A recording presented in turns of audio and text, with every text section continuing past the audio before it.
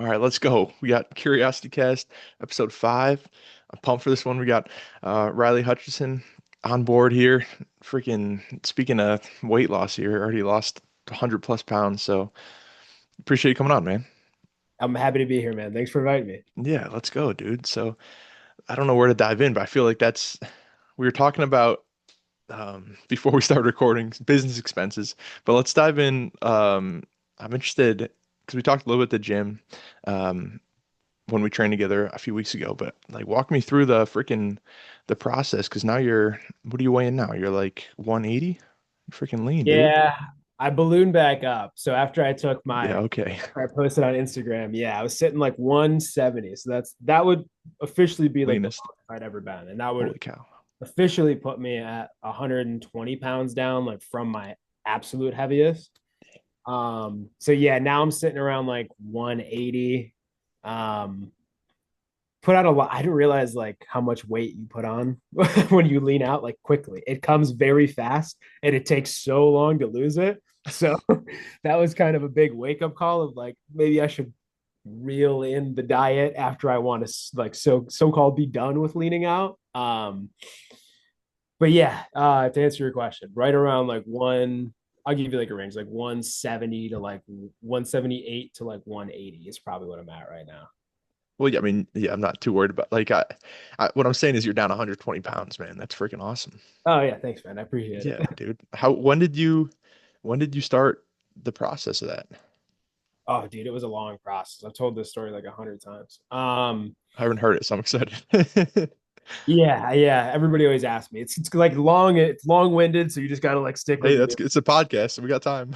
Um, it officially started like the day that I figured that I was too heavy. Because I didn't really think it ever clicked in my head how big I actually was. Like I knew I was a bigger boy, obviously from playing football, and having friends that were skinnier than me, like Sam and Elliot. You know, I was always the bigger dude, but I never like really realized it because I never actually stepped on the scale at all when I was bigger. Not just because I didn't want to, I didn't really care to be entirely honest with you because I was Yeah. playing football. So I was at the doctor's when I was 16, and she sat me down. We're going over my weight, and she was like, "You are 292 pounds." Now, like traditionally, I mean, all my fellow big fellas that are now lean, you could probably relate to this, bro. Every time I'd go get my weight, like at the when I was still at the pediatrics, it would obviously just continue to go up. So like the 292, she just looked at me, and before it was kind of like, I'm sure you've had the conversation like a million times, like, what are you eating? Can we refer you somewhere? Like, how can we get this off of you? Kind of, they're kind of tiptoeing, trying to be nice around to beat around the bush. Um, and she's just looked at me flat in the face and she's like, you should probably get your stomach stapled. So right then, that kind of like woke me up. I was like, okay, maybe I should probably lose a little bit of weight. Like this is if I'm supposed to get my stomach stapled because I'm so overweight, something's got to change. So I went from 290 to 260 pretty quickly. Honestly, like the summer after I heard that. So I think it was going into my senior year. My memory's horrible, Jack. So you have to you have to stick with me. You're good, Uh, man. I got CTE too. so 290, 260, pretty easy, whatever. And then over freshman year to halfway through junior year of college, it was 260 to like 235. I want to say 230 was like the lowest I ever touched. Mhm. So going from 3 to 5 months, whatever that time frame may have been, losing 30 pounds that quickly to then over the span of 4 years, only losing last maybe kind of sort of the same way. It was kind of like a killer. Um, and then it was right before Halloween in October. When did I graduate? 23, 22. Um, I just woke up and I was like, I'm just sick of being fat. Like, I'm just so done with it. Like, I'm over it. Like, there's no reason I should be this big anymore. So, I mean, I went from let's just say like 240, we'll call it 240 to 190 in the next like 3 or 4 months. It was pretty quick. Um, and then I kind of just hovered right around like 190, 200 for a while. I don't really know if I was like cutting, I guess you could say. I was always trying, but I never really locked in. And then I would say over the course of this past year and a half, I really started to take my diet and my training seriously. It helped that I got my nutrition minor in school too, so I obviously knew a lot more than I did. But yeah, the past I don't know 500-600 days have been like the most dialed I've been. So that's when like the real, I would say, quality muscle, and I guess like quality weight came off, but it's a long time to get here. So I feel like people kind of have a different expectation of how long it's going to take. Yeah, I mean, no, that's cool to hear because I appreciate it because it's like realistic because I think a lot of people just sometimes, you know, look at, okay, I wanna, because I got a lot of guys over 300. It's a lot of my people I work with, and it's like, you know, want to just do it as fast as possible, but it's a slower process. Um, so I'm interested, like from 290 to 260, like what, because that was the first initial kind of wake up. What do you change to do that initially? Um, I was still playing football, so I didn't want to really lose a ton of weight, mainly because I didn't want my spot to be taken. I mean, you know how the coaches were. Like I didn't want my spot to be gone. I know I had a spot on the line. Um, really, the only things that I did, I mean, I guess I always knew like how to lose weight. I feel like everybody fundamentally knows how to lose weight, like eat healthier, move more. So I kind of was just like, all right, I'll just have chicken breast, rice, or chicken and broccoli. I'll cut out all of the like chips, Nutella, bread. Dude, you would be amazed at what I would have when I was 290. It was crazy. But yeah, I was like, I'll just start eating healthier. And then like it just came right off.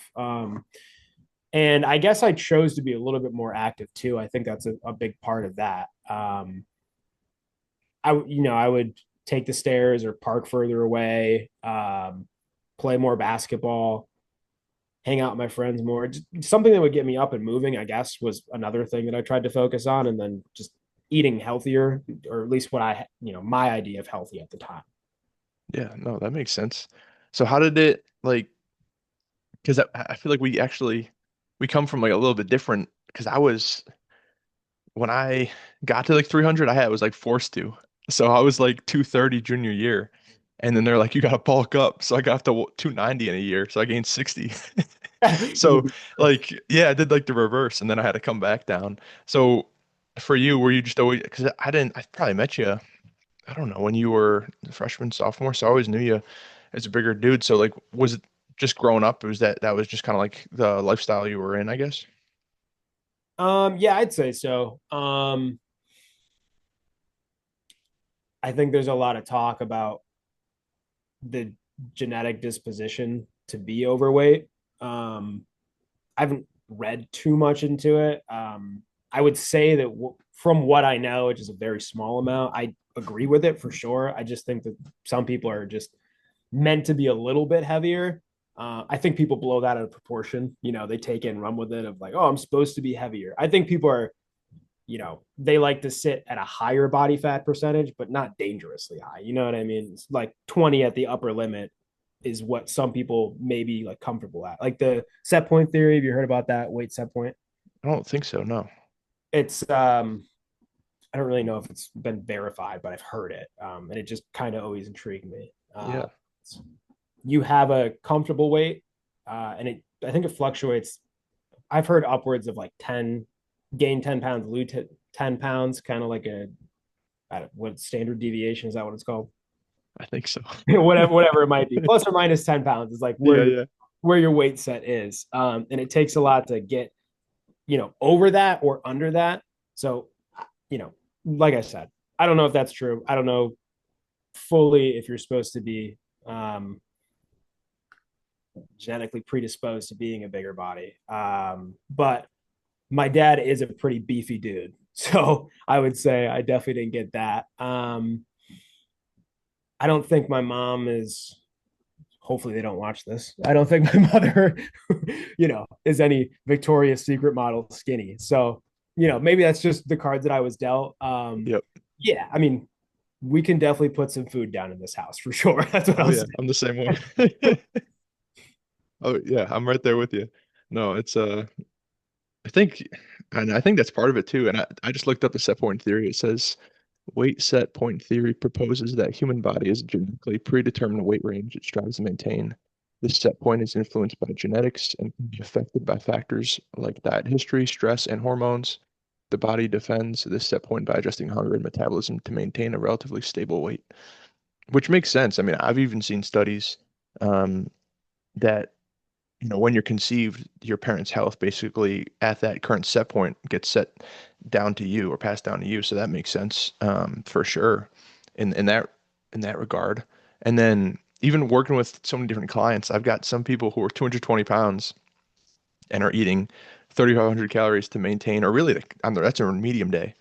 So they've got crazy metabolisms, and some guys who are 290 and they're eating 2,500, 26, 2,700, and they're both losing kind of a pound and a half to 3 pounds a week. So it makes sense. People have different metabolisms as well, um, which that checks out for sure. So Yeah.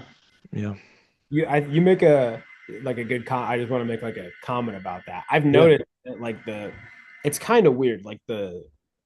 I guess the more muscle that I've put on my frame and the less body fat that I have, I've noticed just a dramatic increase in my metabolism. And I'll just disclaimer, like that could totally be because I have it, a much different lifestyle. Like my lifestyle is much more directed around um, movement and eating healthier. So maybe that's just it.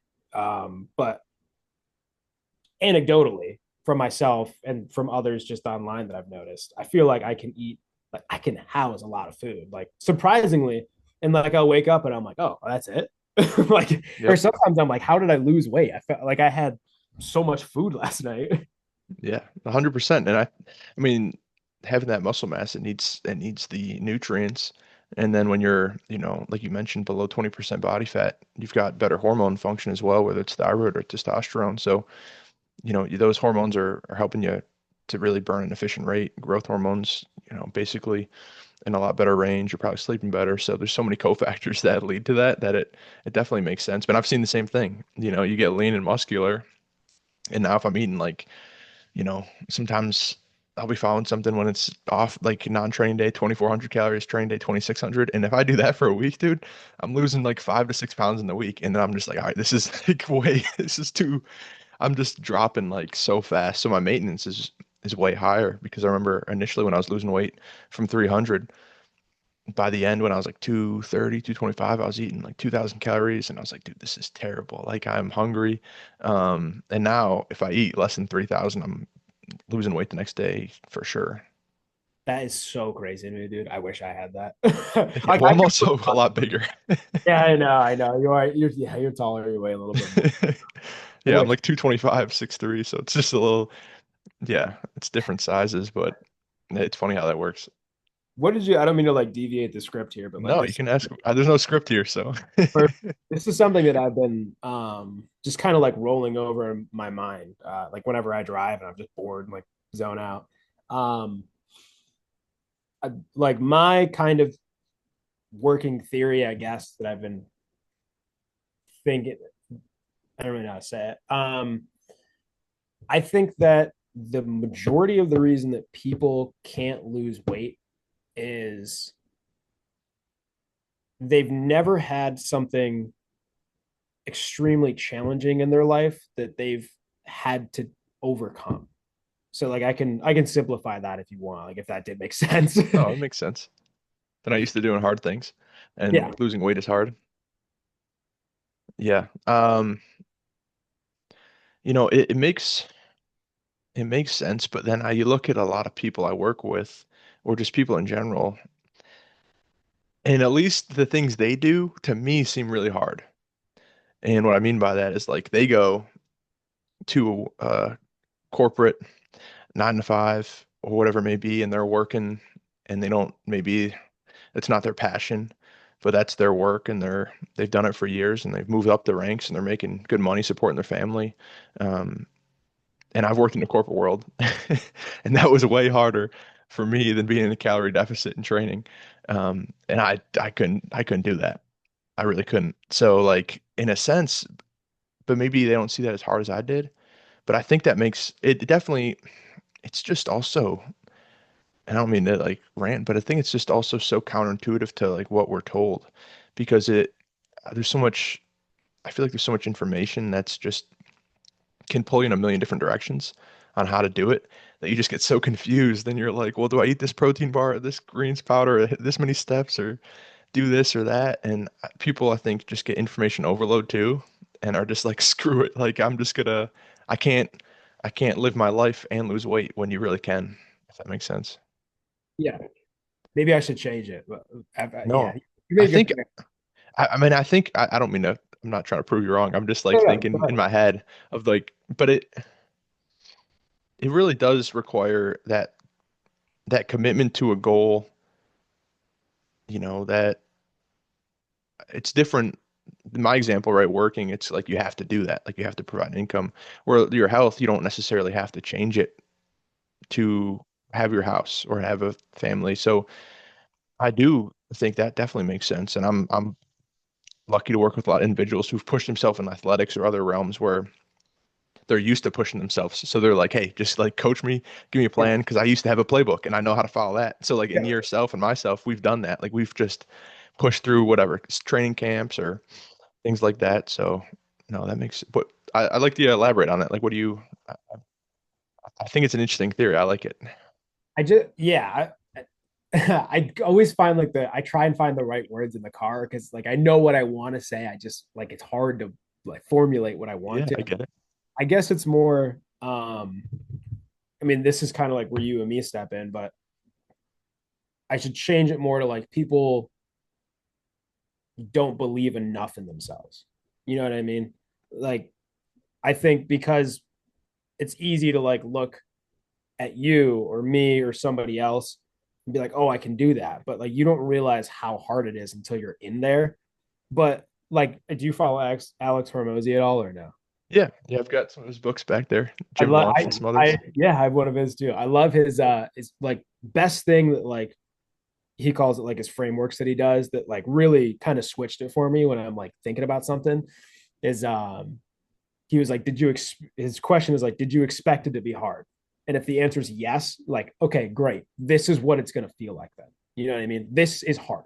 Like I can't tell you anything else other than this is the hard part.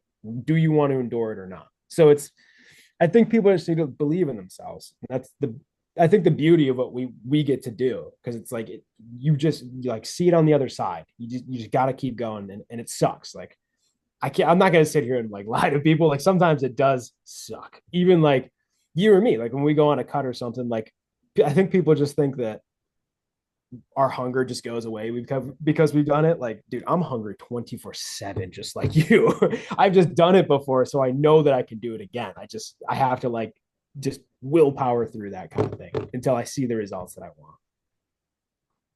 Yeah, I think, and what you're saying makes sense about the framing because I say I text my clients all the time. It's you choose, right? It's either you're choosing the two pains. I think it's from uh, Jim Rohr. I forget who, but it's right. It's the pain of discipline or the pain of regret kind of thing. Um, and I think that applies just like what you're saying. But I think the nice thing about what we do is it doesn't have to be, in my opinion, it doesn't have to be as hard as people think. Yeah, And I well, think that's kind of, and then they don't believe in themselves because they try it and they maybe just crash diet or try some like fasting or working out 6, 7 days a week when they don't work out. And it's like, yeah, that's extremely hard from going to 0 to 100. So maybe instead of not training and going to 6 days a week, how so many people who they're ready to go and they're like, all right, man, I want to whatever. They're 360 or 340 and they're like, I want to lose weight. I'm gonna do 6 days a week. I'm like, all right, let's just slow down here. How many have Yeah. we been? How much have we been doing? And it's like, well, I haven't really trained in like 6 months. It's like, all right, let's start with three. Let's just start with three and do some They morning were. walks. Yeah, like let's just. I only train 3 days a week. My like Dennis, who I helped out, who I just posted his before and after. I got to send that to you and you train with. But like he changed his whole physique. 3 days a week training, and then he jogs in the morning on the other days. And it's like we can do this without burning out. I think that's a massive portion of it too, Oh, is you absolutely. burn out. Yeah. So I think I'm sure you've felt that with nutrition. I have too, where you like cut too hard and then you either get to your goal and then you blow back up, or you burn out and you don't even get all the way there, and then you're like, and then you blow up for a week or two, then cut again, blow up for a week or two, cut again. But every cut is like too drastic that you never get there because it's just too much. Yeah. Yeah. Yeah. It's it's definitely a lifestyle change for sure. Like if you want to lose weight, I think that's like if I the one golden ticket piece of advice that I give anybody is change your lifestyle. Like it's not about just changing for 30 days, 60 days, 6 months, a year. Like just change the whole lifestyle. Look at food as like fuel. I don't really like that. I've in one of my many car sessions where I just sit there and think to myself, I've I've kind of like mulled over again like one of my million ideas is like there should always be like if you're gonna sit down with your plate of food, like you should be able to explain to me like there should be a reason for everything. So it could either be okay, well I need it for my protein intake, my eggs because of the 25 vitamins that are in there with the egg yolks, my vegetables for my fiber or micros, or like even too, I've introduced this one too, like because it's fun or because I want it. You know what I mean? Like you could have a whole plate and like two chips ahoy, like at least like have a reason for it. You know what I mean? Like pick pick your plate, find your reasons. That's kind of like the new thing that I've been starting to worry about. Yeah, I like that. I like that, especially as somebody like yourself who's educated on it. It's like, what's the reason? And that leads into like so much of what I just even before for some people before really giving a structured plan, it's let's just focus on whole food. Send me a picture of your meal. Let's see. Like I did it with Dennis for like the first month. We didn't even there was no nutrition plan, and he Yeah, lost like 5, 10 pounds. It's just like let's just eat whole food. You can eat what whole food you want, and we're just gonna eat that and just get used to that being part of your lifestyle. And work yeah, out a few days, get your steps in, and we can just like, and then that becomes easy. And then they're like, well, I wanna do more, and it's like, all right, perfect. When you want to do more, that's when you know like you're able to incorporate that in your life yeah, because that doesn't feel hard anymore. Because if you want to do more, then it's like, all right, it's not bad. yeah, yeah. I think that's what I've started to tell everybody too. Is like I got a big list, just Whole Foods, like a ton of them, and I'm like, Yep. just click them, mark them. You're like, okay, now what? I'm like, just eat from what you Yeah. like. Do you like it or could you tolerate it? Possibly? Question mark. Okay, cool, eat it.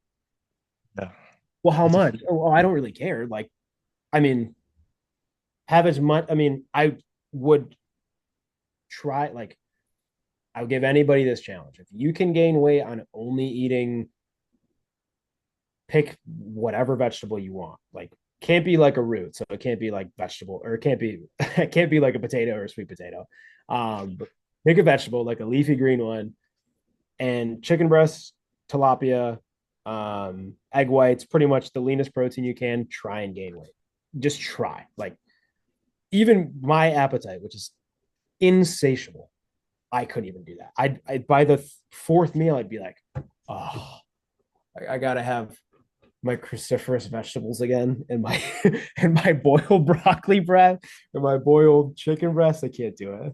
yeah, heck no, dude. I wouldn't even like I wouldn't know. I'd do like one meal of that and be like, I'm out. I'm going to Yeah, have something bad. yeah, right. Yeah, you get through one day of it and be like, oh, that sounds pretty good. I Yeah. have a scoop of honey, a scoop of peanut butter. Oh, dude, peanut butter. I like never used to like peanut butter. And then when I was trying to, I was like bodybuilding prep a little bit. Mhm. Uh, I was keeping my carbs at like a superset amount. It was like 100 to like 150, very low, but I was just really trying to like deplete. Um, so it was like I had a little bit, I elevated my fat a little bit just to Yeah. honestly caloric needs because there's only like I wouldn't go over. I mean, 250 grams of protein is just like super overkill. So I was like, okay, that's my baseline. Like, if I just happen to go like anywhere near that, I'm just going to stop and fill in with fat. And, you know, if I have any carbs left, whatever. Um, but I was having a tough time getting fat. And I was like, I can't just have all protein. Like, I'm going to, I mean, my hormones are going to be shot. They're already shot, but like, I should at least try to do something to lessen the blow of it. Right. So I was like, oh, what do I want? Like, I could do olive oil, but olive oil is kind of expensive and also adds almost no volume to food. Like, I was also looking for more to eat. Hmm.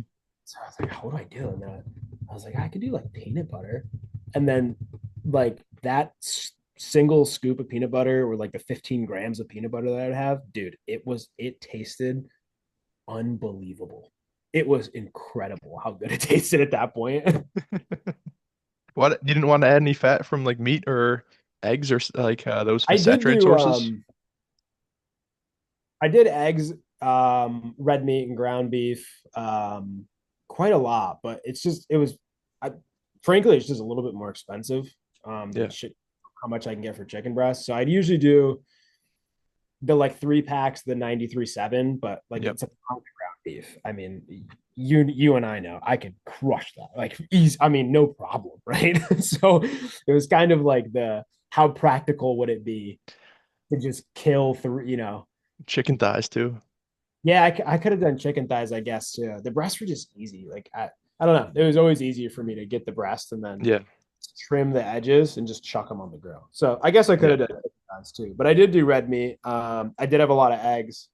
But it was like a balancing act of trying not to like overeat fats at that point. Because I just wanted a little bit more aminos because I knew eventually I'm so low carb. Um, I'm eventually going to get down to a point where it's kind of just going to be inefficient for my body to burn fat because I was trying to get to a point where there would be no fat. So I was at some point it's going to stop. So it's like, probably add a little bit more and increase the aminos so at least it takes from whatever I was ingesting instead of muscular. It was going to happen anyways, but again, trying to mitigate the damage. Yeah, it makes sense. Overload of protein, gluconeogenesis. You got the proteins that if they're not being used as protein, they're used as carbs. So I know. Oh, I gotta go ahead. I have another point about no, just hit me. I was just gonna ask you the highest protein you've eaten. That was all. It was oh 250. yeah, I think ever it was probably like 250. I mean, it's just so pointless at some point to just go over. You know what I mean? Like a gram per pound of body weight is I still honestly I think in my opinion a little bit excessive. But like I said, I just wanted more aminos in my body for that reason. Yeah, I'd probably say it's like 250. I think I've gone up to like 275 one day when I was, just like had no idea about nutrition and I was like protein. You know what I mean? Just all bro science. Like I need more protein. So that was probably the highest one that I've gone to. What about you? 400. Oh my dude. You must have backed up 400. your system worse than I-90 at rush hour. Dude, it There's was no way. I'm maxed out. I've done like yeah, like pound and a half, like 1.5 grams per pound before, like 350 to 400 for like a month or two. It was just just trying it out. Just I like experimenting. So it's fun. But now I don't do that. Yeah. Was like just how did you even get that high? I'm astonished. Dude, I was shoot, probably just ate I think a lot of meat. That's really it. Like for a while, I don't really even use protein powder that often. So just I was watching Milo Sarchev. I don't know if you're familiar with him. He's an old school bodybuilder. And he used to always say the guilt, like the guys in the 90s were having 2 grams per pound, and that's like the way to do it. So I was just like, you know what? Let me try this out. And I got a 400. I couldn't really, because I was probably 230. I was like, I can't get a 460. Um, so I got up to 400 for like a month, and then I don't know. It wasn't bad. I don't have any I don't have anyone do that. Um, but I figured, I've always been somebody if I see something and I find it to be like interesting and having some thought behind it, I'm like, you know what? Yeah, Test. might as So well. I mean, that had to have hurt the wallet bad though, man. it was, I mean, I guess relatively, but if you're just eating, chicken, beef, eggs, Greek yogurt, I mean, I guess, yeah, I mean, it was decent amount for groceries, but I don't know. I don't because I don't go out to eat a lot, and when I do, I'm like, dang, this was whatever, $100, or if I go out to dinner or something, I'm like making my food for the week. I'm like, well, this is like I'm making my coffee, doing this. I'm like, I see the food as an investment because I'm like, you know what? Like I don't know. I guess just growing up that way, or had my family's at restaurants, I always just thought like food. I was like, if I'm gonna invest in something, food's gonna be that way. So, and then Costco helps too. Yeah, yeah, bro. Oh my God. 10 pounds of meat every week. Yeah, Running out. for sure. I'd be putting on my stories and people would be like, "What the heck? Like, do you eat all that?" And I was just like, "Yeah, I don't." Yeah, Yeah, definitely. yeah. Even with football too, back in the day, because I used to track my calories playing. I should probably still have it in my fitness pal from like camp, or I'd be tracking it and be like 6,000 calories a day or 5,000. I'd be like losing weight. Be like, what the heck, dude? It'd Man. be like weighing 305 and just being like, dude, it was, yeah, I had to go to some extreme measures to keep on weight, which probably wasn't great for like overall. I think and that's what I talked to a lot of guys about, it's like the binge eating. And that's probably like that back Yeah. then probably didn't help me having to like, I was like, I'm down 8 pounds, and I'm like, all right, well, I gotta, either use some substances to help me with my hunger or just have like, like I just had to resort to all things. Because even back, I had mono before going into my senior year, dude.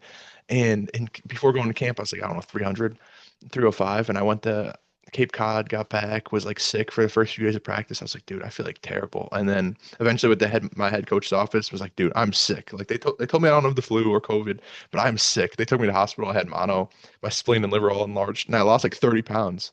And I was gonna get set to come back like 3 days before the game. I was approved to practice. So then I had to gain like 20 pounds in like whatever 3 weeks in August. So it was just, you know, food maxing. It was crazy. Actually, yeah, I'll tell you what. You have some substances that you can burn or eat. You can definitely put on weight. That's for Yeah, sure. dude. Yeah. That's hilarious, dude. Yeah, I want to circle back. You made a good point. The binge eating is like I think a lot of dudes that were bigger suffer from that. I'm definitely no stranger to binge eating for sure. Yeah, me too. I think the best thing that I found, just unsolicited advice, it's just whatever you binge the hardest on. I mean, it's just I guess it's a good rule of thumb in general. Like whatever you have, just don't have it in the house at least. You know what I mean? At least have to go get it. I think that's because I feel like on the drive there, you might just be like, this is ridiculous. I was gonna go and get 4 double cheeseburgers, 4 McChickens, and a large fry. Like, what am I doing? I should turn back. Like, That's a fair. That I think that's fair. I think it's interesting too because I feel like that depends on like the tendency, and then if you can like manipulate that to create something um within your house, or if not, but 100% having, especially things that are, and I think most things people binge on are extremely processed foods. Typically, it's like I don't know how many people have binged on Greek yogurt. So it's like, yeah, if it's something of that sort, or I know for me, like a huge thing I used to just love was cereal. I could put down a box like nothing. So like, yeah, if I had that and just I'd be like, I'll have a bowl, and before you know it, the whole box is gone, half a gallon of milk. oh man, bro, the sugary cereal and the whole milk was Oh like yeah, yep. that is a lethal combo to put on weight for sure. Yeah, that's a surefire. If you're trying to bulk up, man, dirty bulking with some cereal and whole milk. Some cereal now, dude. I mean, now you have the cheat code Crumble. You want a dirty bulk? You get a 6 pack of Crumble. That is the easiest 4 to 6,000 calories you will eat in your life. easiest meal you It's could put. it's that much? Oh, dude, one cookie, like I think the lowest number that I've seen, not that I go there a lot. I say that as I have a peanut butter pretzel caramel brownie sitting in the freezer. The lowest one that I've seen is 700 for the whole cookie. And that's the low end. The high end, I think, can jump to 12 or 1300 for that. That's crazy. That's absurd. Like, Yeah. I think, and too with like binge eating, I feel like what a lot of it what comes down to is like mindset wise. I think real like at least for me, it's like reminding yourself like this is like there's certain virtues you want to like live by, at least for like that I think about. And like gluttony is one, and overconsumption, whether it's material or food or different substances, whatever it may be, right? Gluttony is definitely, it's one of the seven deadly sins or whatever, but it's something to be avoided. So, food can be turned into a drug, can kind of feel like a vice. I'm sure, like I know so many guys, clients I work with who I've talked that through with, and it really just, I think that's the mindset too. Like we don't want to be gluttonous in nature, and it's sometimes easy to just throw it off. It's like, oh, it's just food. It's not like I'm, getting hammered, or it's not like I'm doing this, but it's like this is think about when you really binge eat too, like the health effects are really rough. Like you're stretching out your stomach, the blood pressure goes up, the insulin, the kidney effect. Like there's a lot of different things that's really rough. yeah. Yeah, I used to, I mean, I held this view for honestly quite recently, up until a couple months ago. But the term that like, food is an addiction, whatever is an addiction that you can eat. I just never believed it. I was like, no, like that's stupid. It's a cope for being overweight, whatever. I'm not addicted to food. And then seeing my own habits of I would have one thing, like maybe I'm like, all right, I could have a bite or one Chips Ahoy, and then I'm like, okay, there goes a sleeve. How did that happen? So that was a big shift for me. I internally, definitely.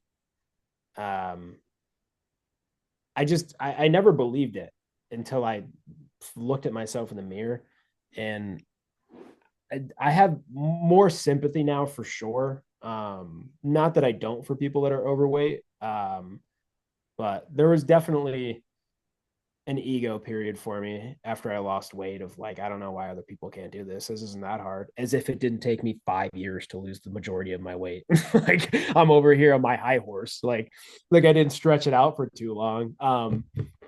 But yeah, I totally agree with you. Food is for sure an addiction. I think the best thing you can do is monitor how that goes. It takes a long time. It took a long time for me to look at my own habits and be like, wow, I really am addicted to food. So I guess I don't really have any tips for anybody. I mean, I still struggle with it for sure, binge eating. But do you have any tips? How did you overcome it? I mean, I think it's a constant. I think well, I looked up the definition of addiction. It says denoting the state or condition of being dedicated or devoted to something. And I feel like in our culture, you could say that with social media, phones, obviously alcohol or drugs, but I think with food, you could denote the state or condition of being dedicated or devoted to something. I think a lot of like foodies or people who are, constantly think about food. I think by that, that condition of dedicated or devoted to something that makes sense to me. And um, I think a big thing that I was thinking when you were talking and overcoming addiction, I think a big thing is consumption too in general. I notice with myself that if I'm watching something, whether that's YouTube on my phone or TV, when I'm consuming content or when I'm consuming anything, I'm in a consumption mindset. I'm Yeah. not typically going to binge eat if I'm having a conversation with somebody else, if I'm sitting at a dinner table, if I'm having a snack with somebody. But when you're alone and you're just consuming, then you almost go in a consumption mindset of consuming food, consuming content, consuming media, and you almost go into like a trance. And I think that's really important is to eat without consuming, especially if you're having food alone. Have I like to say a prayer before my meal and or just really like reset, be like, man, this is a great meal. I just had like I'm making some potatoes and coconut oil. I've got whatever, maybe eggs or and I got my raw carrot salad, whatever I'm having, but I'm like, this is I don't know, it's just I know where it's from. I know it's good for me, and I'm thankful for that.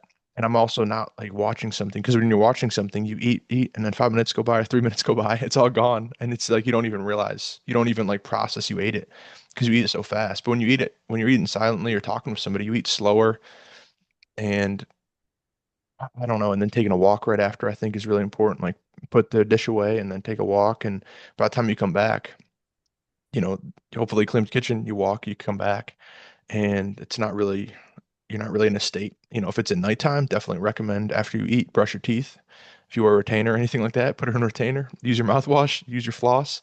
Like just I think all that stuff really helps you get in your nighttime routine quickly. If you eat dinner, or I like to have dinner, and a lot of my clients dinner, take a walk, do whatever, get your meal, lunch ready for the next day, anything like that, snacks, and then watch whatever night snack. Maybe you finish your steps or just hang out. And then right when you finish your night snack, go shower. If you're taking a warm shower to help before bed, set the alarms, read, journal, pray, uh, all that stuff. Eye mask, no strips, cotton underwear or no underwear. I'm a naked sleeper, or like all that stuff.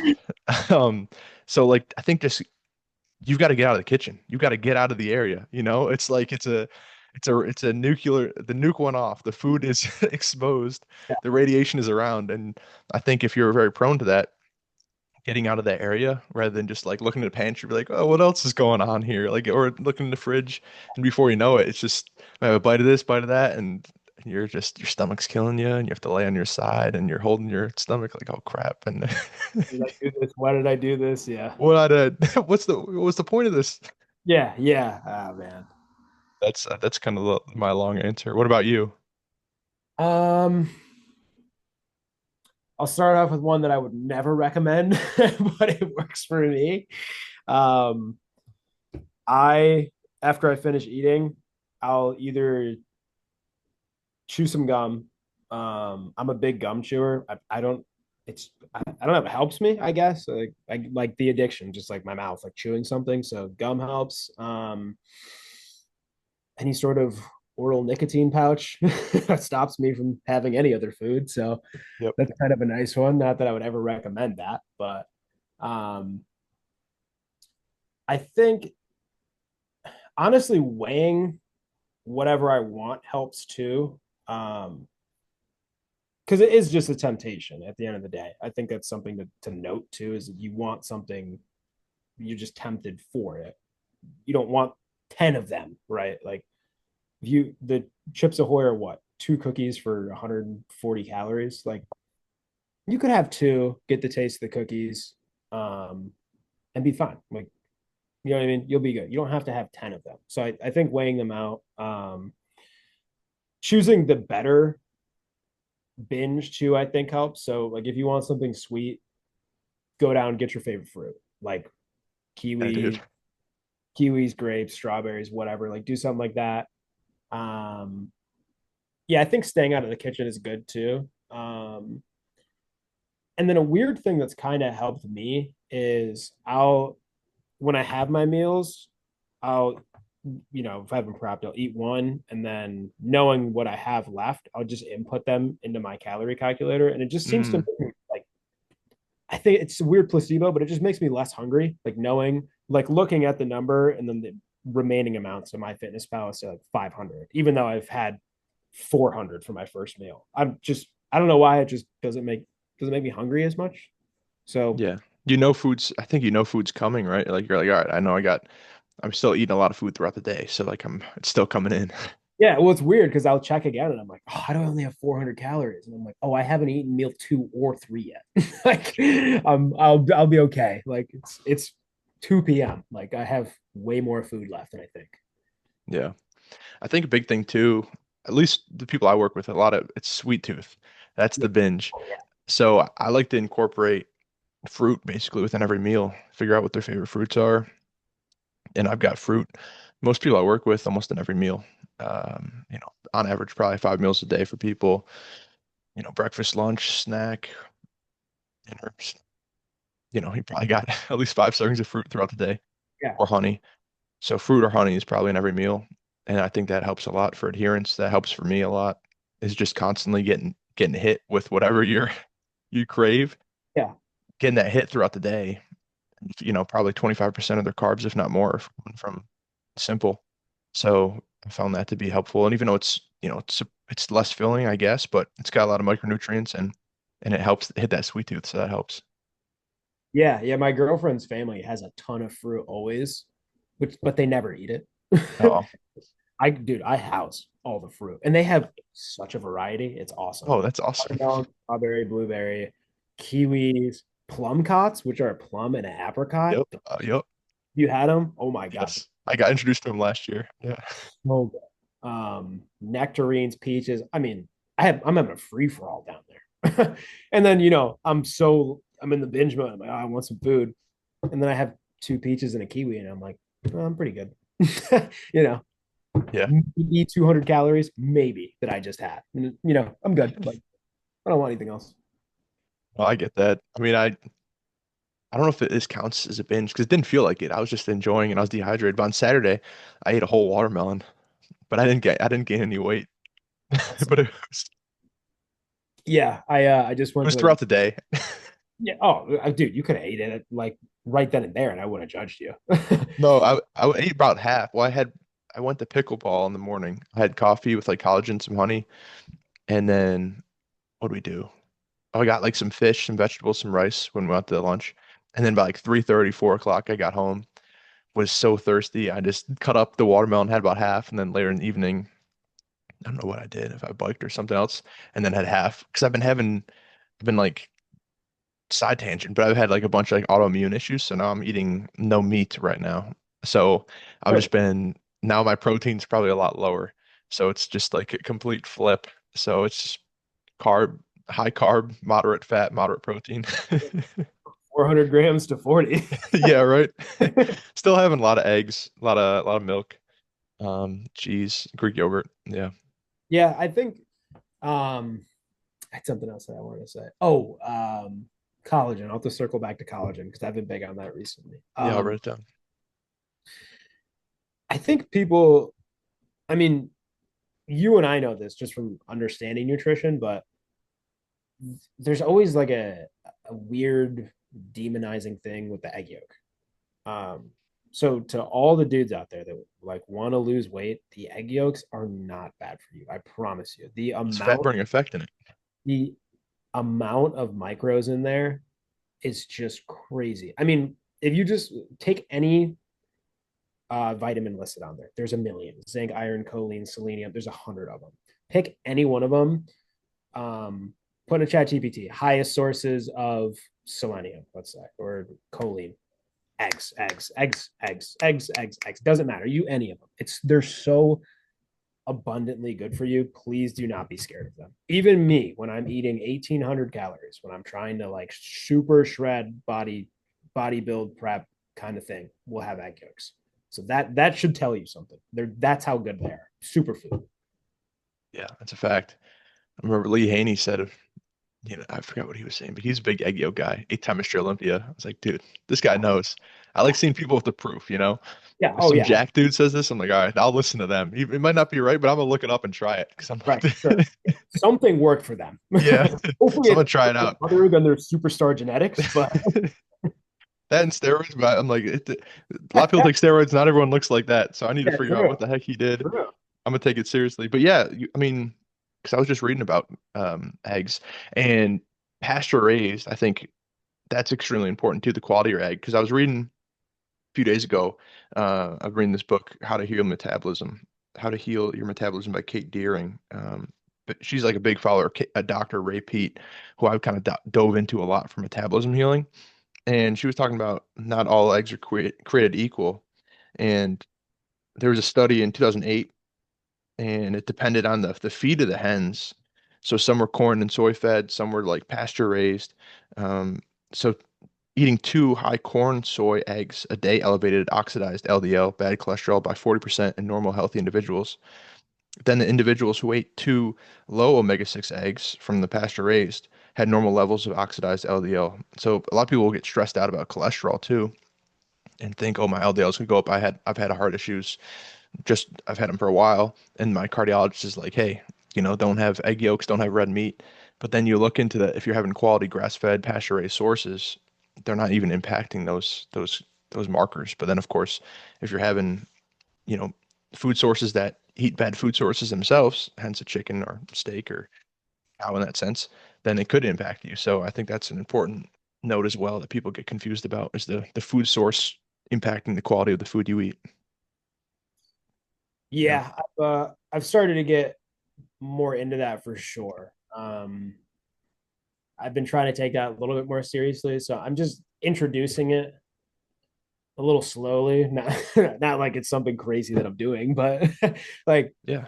for example, I'll do like grass fed ground beef now instead. Yep. Yeah, it's I'm great. not on the egg wave. I probably should be, um, See the but difference in the color of the yolk, dude. It's sick. it is crazy. Yeah, my girlfriend's family is really good about that. Like they, I mean, well, they're yeah, it's awesome going to their house because they have all the nice stuff. Yeah. But it is kind of crazy. I'm like, these are significantly oranger than the eggs that I'm eating. Like something can't be 100% correctly with these they're the yellow sun bright yolks that I'm having in my house. Yeah. Well, and then I think that's the cool thing about learning is, right? You learn things and then you try them and then you're like, oh, that's like I'm consistently humbled from the new things I learn, or I think I know something, and then I'm like, dang, I just didn't realize that, and then you've got to switch your view.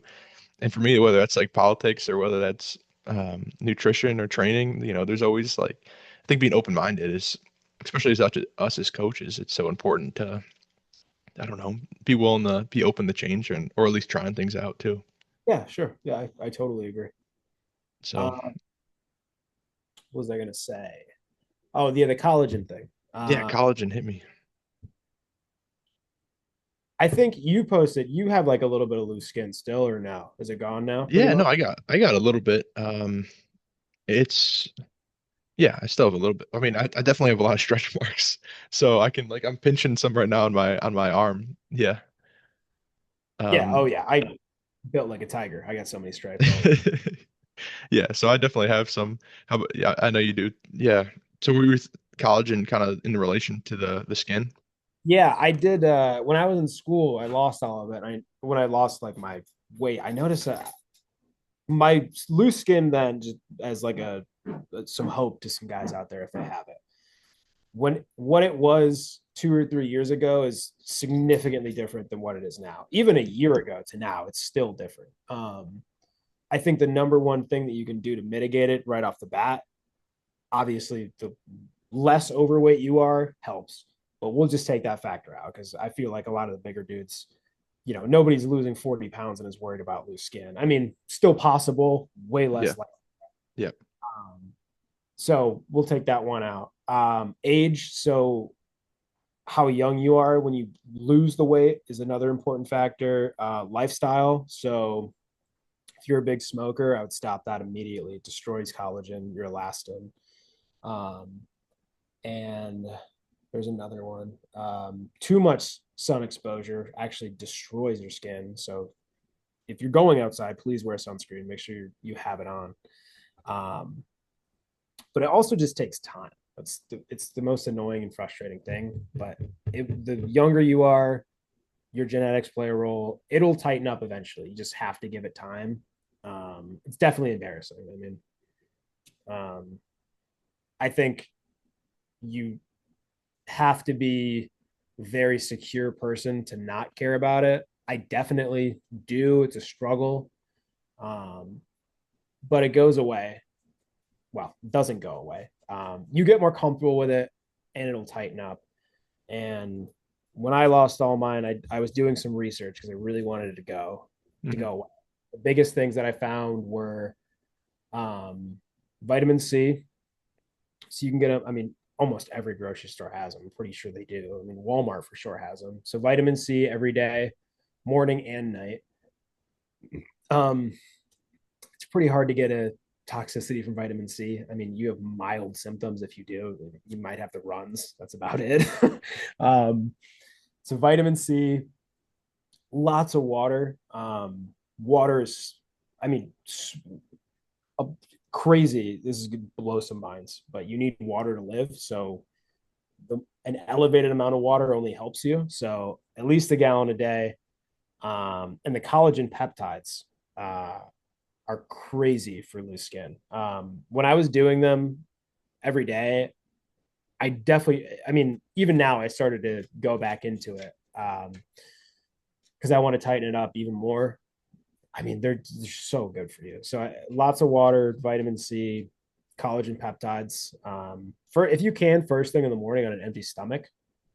Um, I guess that's supposed to be the best time to have it, but it really doesn't matter, if you get it in midday. But we can go more into loose skin if you want. We can Yeah, I'm down. No, I like hearing it. I think I've made like a YouTube on some of my thoughts on it.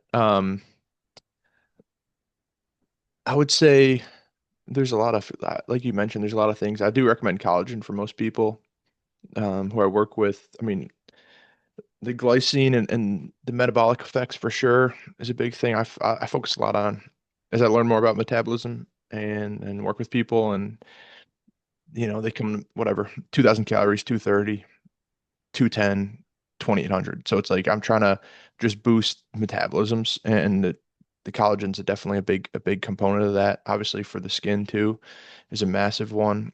I think sauna can be a cool, helpful one. I think not binge eating because if you're constantly shrinking and stretching, you're still just it just doesn't make sense to me. This is the bro science in me, but like if you're stretching your skin out and then you're pulling it back, stretching it out, pulling it back, you want to have it kind of continue to tighten up.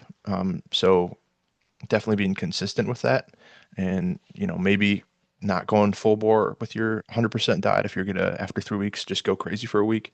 So kind of have that consistent loss. I think activity is extremely important in a sense of just, you're going to train and then maybe you'll do cardio too, but I think just the constant movement. And then, of course, I like to incorporate core for most guys I work with very commonly throughout the week. I think, at least for me, as I noticed, I'm able to strengthen the abs, kind of push against the skin too, which I think helps just overall space that the skin has to come in. If there's more muscle and if there's more abdominal muscle or just muscle elsewhere, there's gonna be. Oh, you're good. I can't even hear it. Okay. There's gonna be less like there's gonna be more muscle. There's less for the skin to pull back into, or like less space, so then it can stay tight. Um, I think those are some of the main things. I'm a proponent of coconut oil or beef tallow for the skin, Yeah. so I like to use both of those. Beef tallow, like there's some cool balms with like honey mixed in and stuff. Um, and then food wise, if you're not eating processed foods, then that's not going to oxidize when you're hitting the sun. So if you're, most of the people they've done, the skin cancer studies, most of these people are having, modern American diets with a lot of processed foods, a lot of oils that are unsaturated that oxidize when heated, and it's in your skin, and then it's heated through the sun, and then the sun gets cancer. And the skin gets cancer from the sun, but it's being oxidized. Typically, if you're not getting so super long sun exposure, um, hopefully throughout the day, you can kind of microdose the sun rather than being in there for 2 hours straight sun. I go in there for like 15 to 30 minutes, no sunscreen, and it would actually been able to kind of get tan. Coming from extremely white guy who's my family has melanoma and stuff. So if Yeah. it start, so like that's been kind of microdosing my sun intake, rather than like just getting blasted because it's Yeah. full UV. It's not going to do right, but at least up here up north, 15 to 30 minutes. I'm not going to get really burned from that. So kind of, and then hit coconut oil afterwards. Those are some of the main things I've done. Yeah. Yeah. Um, I think that the toughest part is the mental battle of it for sure. I mean, I was reading up on it like when I was losing weight, just curious if I would get it. Hmm. The bug caught me. Thankfully, like, I mean, I know I've seen guys. This dog is gonna drive me insane. Okay. Let me go grab him.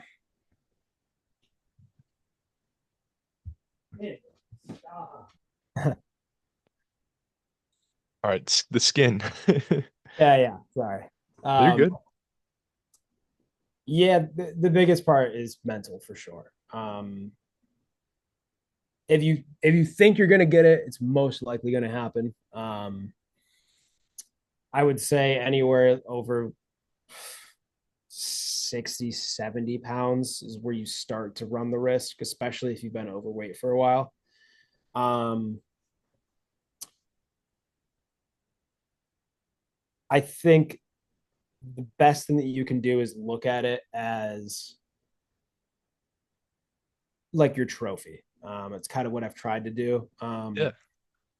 I think I would much rather be able to take my shirt off, lift like my underwear or my shorts half an inch, um, and walk by a mirror and be like, "Damn, I look pretty freaking good." Than live with the continuous thought of, I hope I won't have to take my shirt off in the middle of my criminal justice 101 class.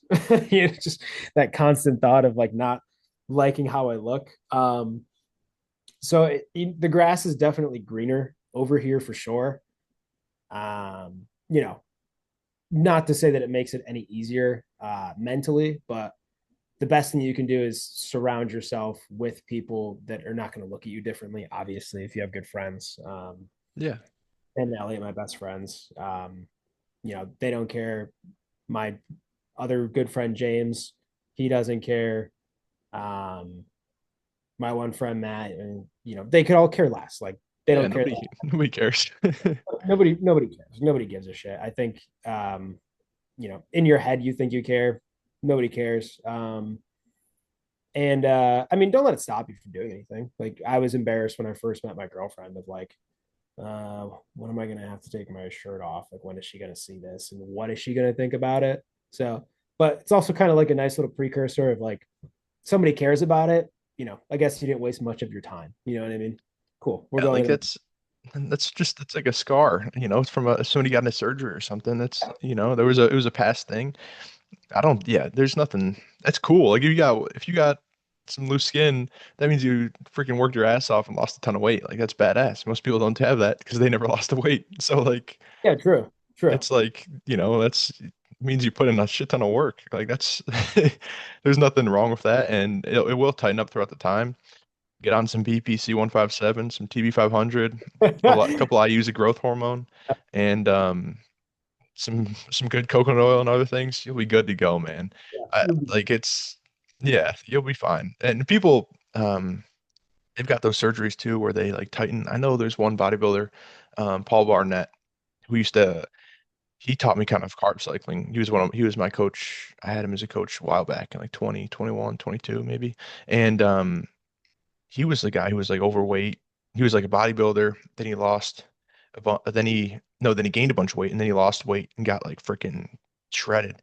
And now he's a professional bodybuilder, IFBB guy now, but he got like I don't know if it's like a tummy tuck or whatever it's called, but like the little skin because he had like loose skin at the bottom and then they like kind of just took that off. But I don't, most the nice thing is most guys like we're O linemen in general, or the guys who are over or women who lost 50 to 100 pounds, like you're healthy. It's all good.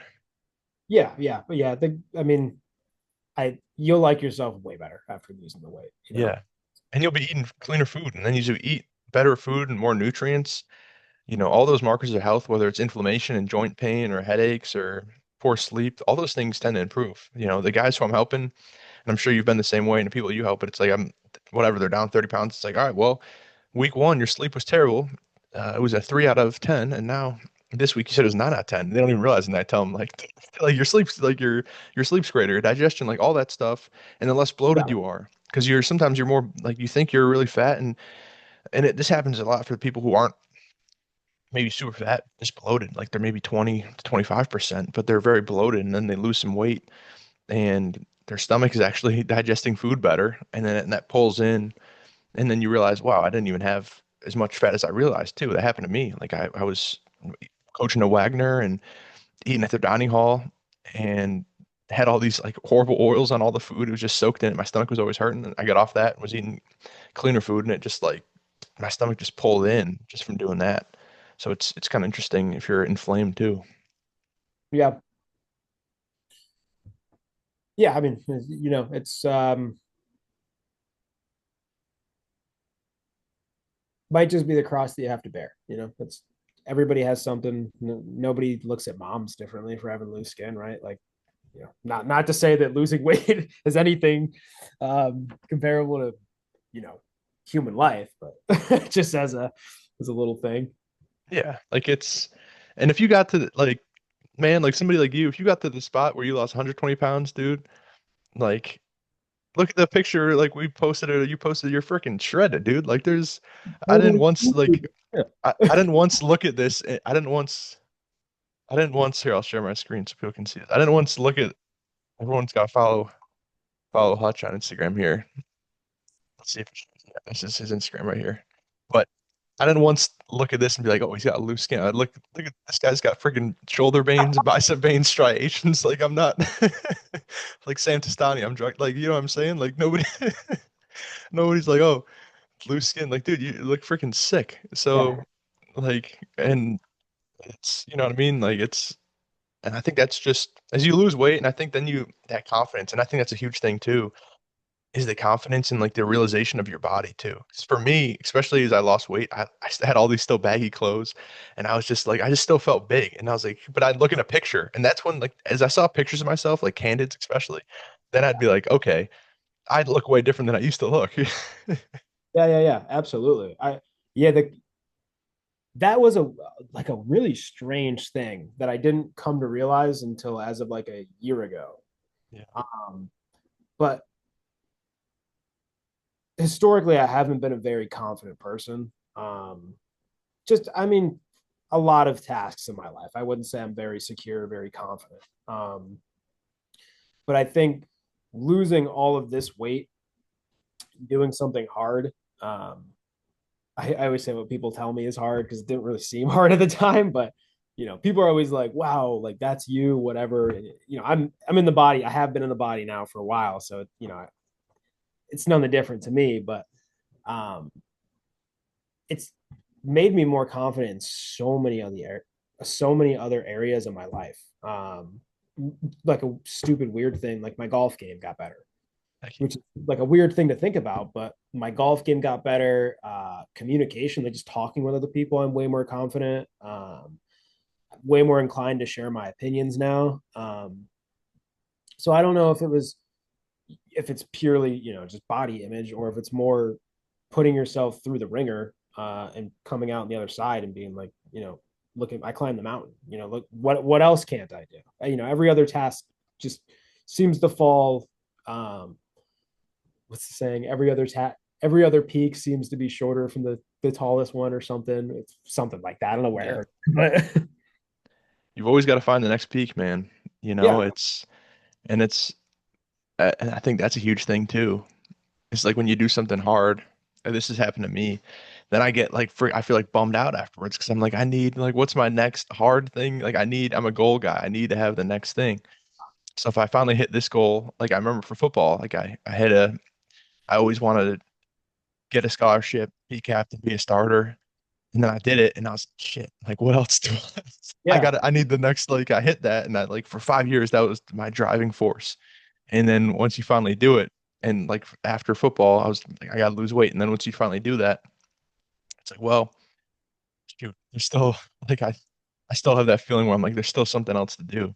yeah, Um, and that's like I think that's a you always gotta have the next goal. And then like, what you're saying about confidence too, like shout out my man, one of my clients, Alex, he's lives in Montreal and he started with me at like 280 and he's like 260 right now. He's killing it. And he had his internship. He's an engineer this summer and he's like, "Yeah, I'm working better." Like he's just killing his internship. And they've even been telling him like, "Yeah, man, like you're stepping up, saying like just performing better." And he said he's more confident like talking to the executives and stuff and it's such a fact. Like it just permeates through you because you realize like every day you did it, you ate less, you worked out hard, you step on the scale, you're like, dude, I'm down a pound. Like it just like those little wins just stack and stack, and you just realize like you can do, and like that's what you were saying initially, and it makes sense. You know, you can do once you do hard things, then all those other things in life, maybe like what you were saying, don't even seem as hard. Like just speaking to other people or stuff, because you're like, dude, I can freaking do this. Like I can do. It Yeah, just all feels easier.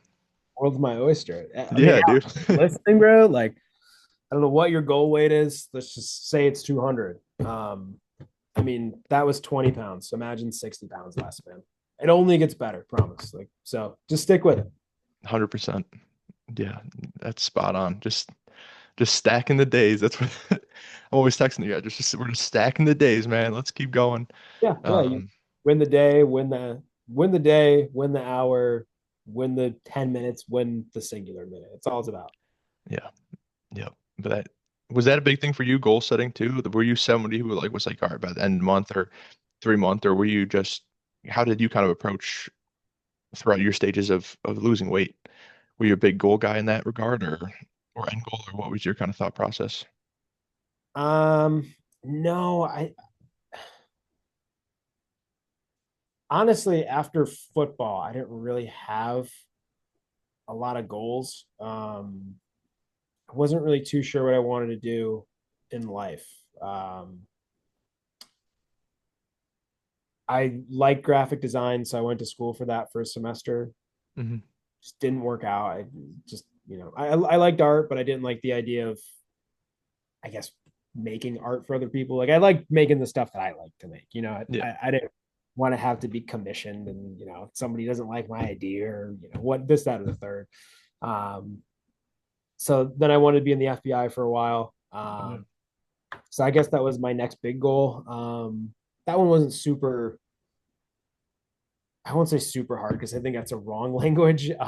But it was simple. Be a good kid, don't do drugs, um, stay on top of your school, be smart, be observant, do the right things, try to present your best foot forward, kind of, just what everybody should strive for everyday life, right? yeah, So, minus, the tests and the fitness tests and actually applying and all that, whatever. Um, so to answer your question, I never really had any little goals that I set, and I think that might have been one of my pitfalls. But I definitely got too comfortable. Like what you said, I was just, this is going to sound like kind of cringy and corny, but I was at work today and I was just thinking, I was like, man, I really miss feeling hungry.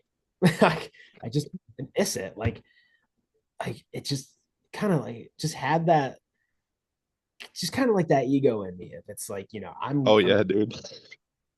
I'm gonna look better than you guys, even though I would just murder 5,000 calories right now. I'm gonna look better than you guys. You know what I mean? Like I'm gonna do it. I'm gonna have everybody thinking that I look better, or whatever. Blah blah blah. Just total ego takeover of me.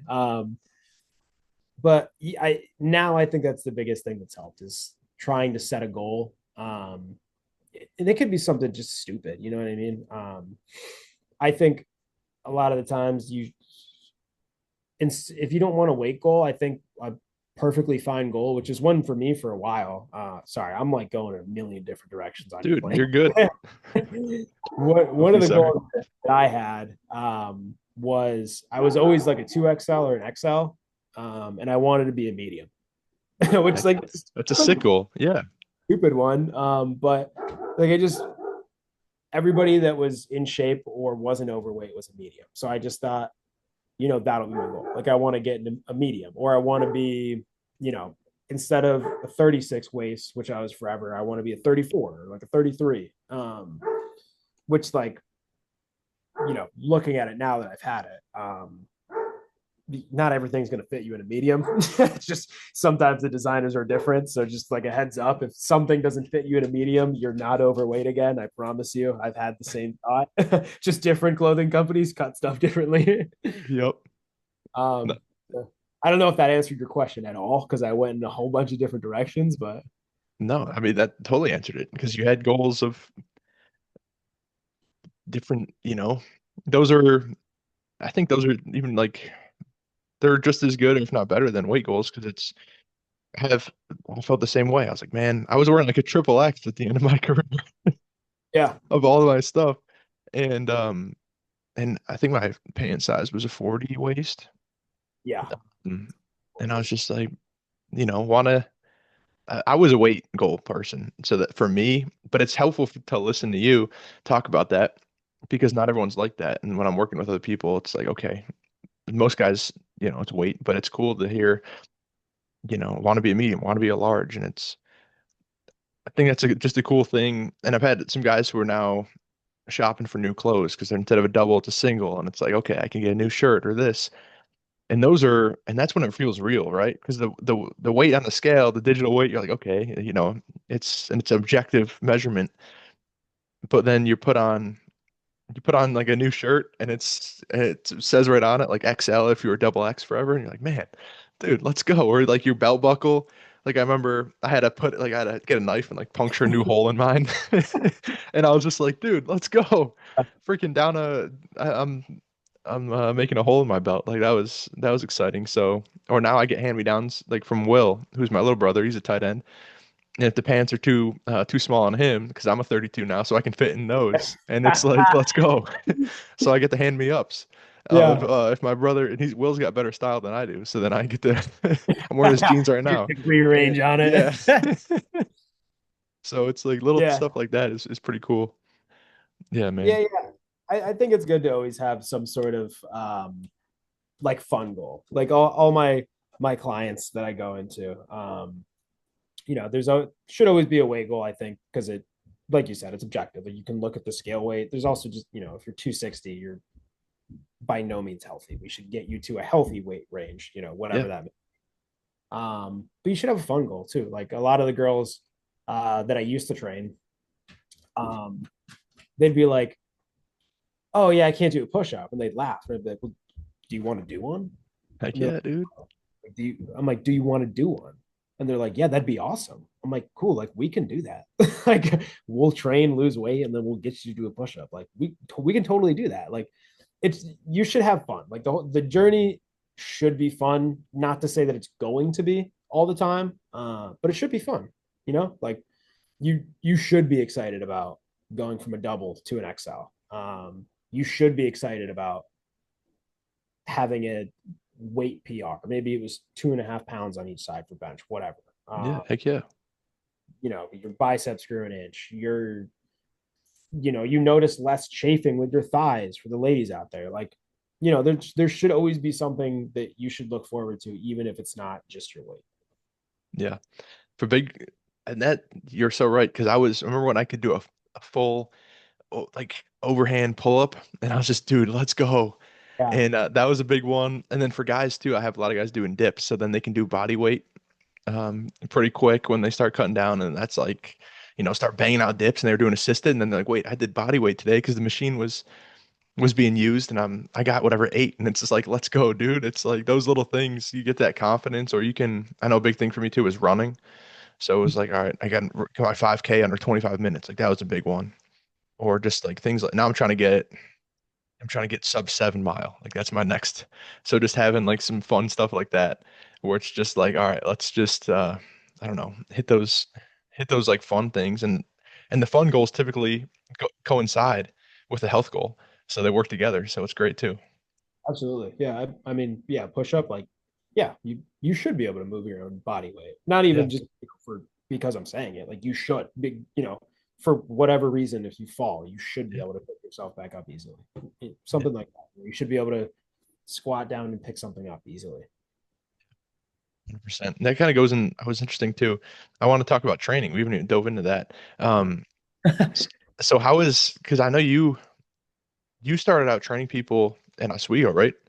Was that when Mhm. you first? So then, did your training philosophy, or how did you kind of alter that from, or maybe you didn't, from being obviously super strength focused, playing football, to then going to college and losing weight kind of progressively? How did that? What splits do you like to do, or what was kind of the philosophy behind your training? Um, I've always been a push pull legs kind of guy. Yeah, Never really did legs. I mean, you can relate to this 100%. My legs were just so big. It was like I just cannot get them. I don't want to grow them. Like now that's falling on me now because I have chicken legs now. So now I'm trying to build them back up. Uh, Wednesday, come hit legs with me. dude, yeah, I mean our push day was I was sore for the rest of the week, bro. I had to take off my other days, but it was kind of a lot of fun. But I think it's changed a lot from even from here to now, but from football to then. Yeah, I really was never concerned about how strong I was. I mean, I just knew that I was training for a different purpose. I wasn't trying to, generate as much force as possible because I know I'm going to have to get off, chip the guard and go up, or I'm going to have to zone sweep. So like, I didn't care about that. Yeah. I just want to lose the weight. So I can't say that I was very educated after football for lifting. I would watch videos here and there, but I never really sat down and took the time to like write a training program. This might like confuse a lot of people. I still don't really have a training program that I follow. For whatever reason, I just it's like hard for me to like follow one, I guess, because I like to do a bunch of different things. But sorry, I'll go back to your question. No, you can. I'm interested in your train. Now I'm interested in your training. What are you doing? I'll go from Oswego to that, and I'll separate the two. So You're Oswego, good.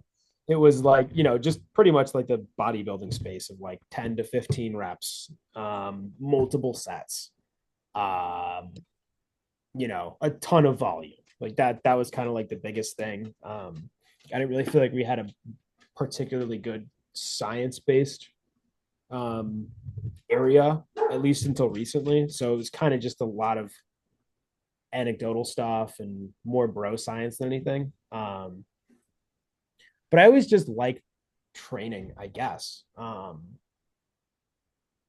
liked the progression of myself in the mirror from big to small to, new vein, more bicep coming through the skin, more tricep coming through the skin.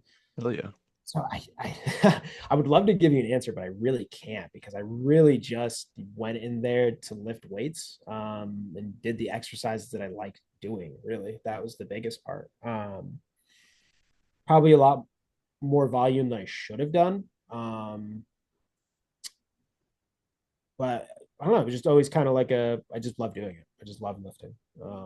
So to the uneducated, to the educated, very slightly educated version of myself now, um, I my intensity is ramped up substantially, but my volume is cut down also substantially. Um, that was kind of a change that I made 5 to 6 months ago, I want to say.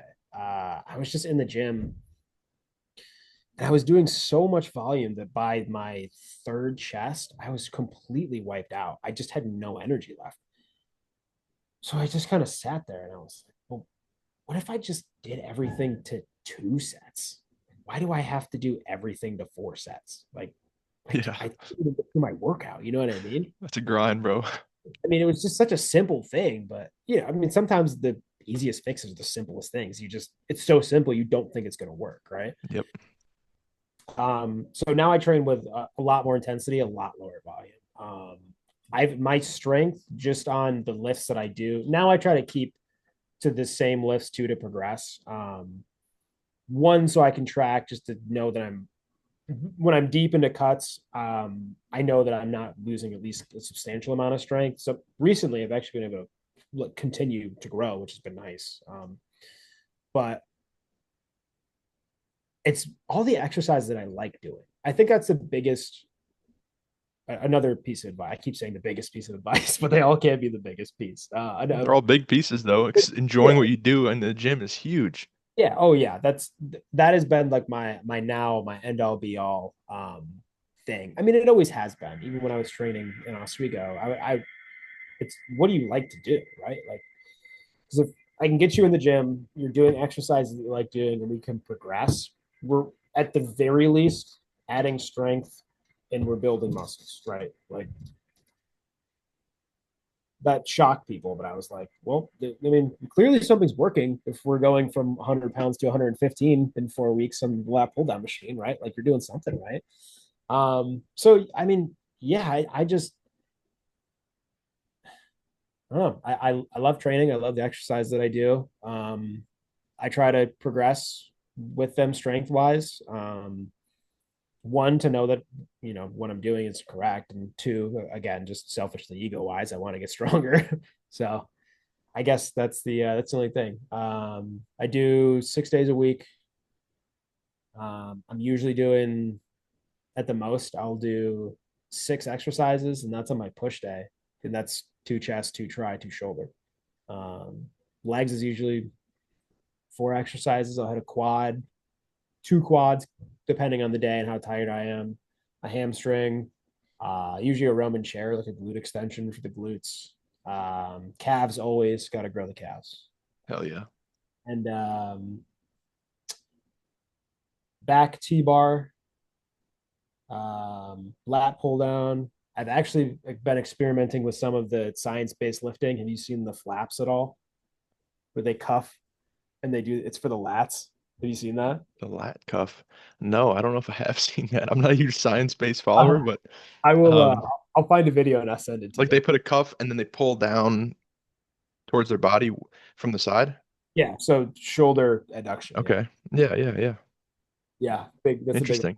I've been experimenting with that one. I kind of liked it, honestly. I kind of dunked on it for a while, but I tried it out and I liked it. So maybe I'll add that one in.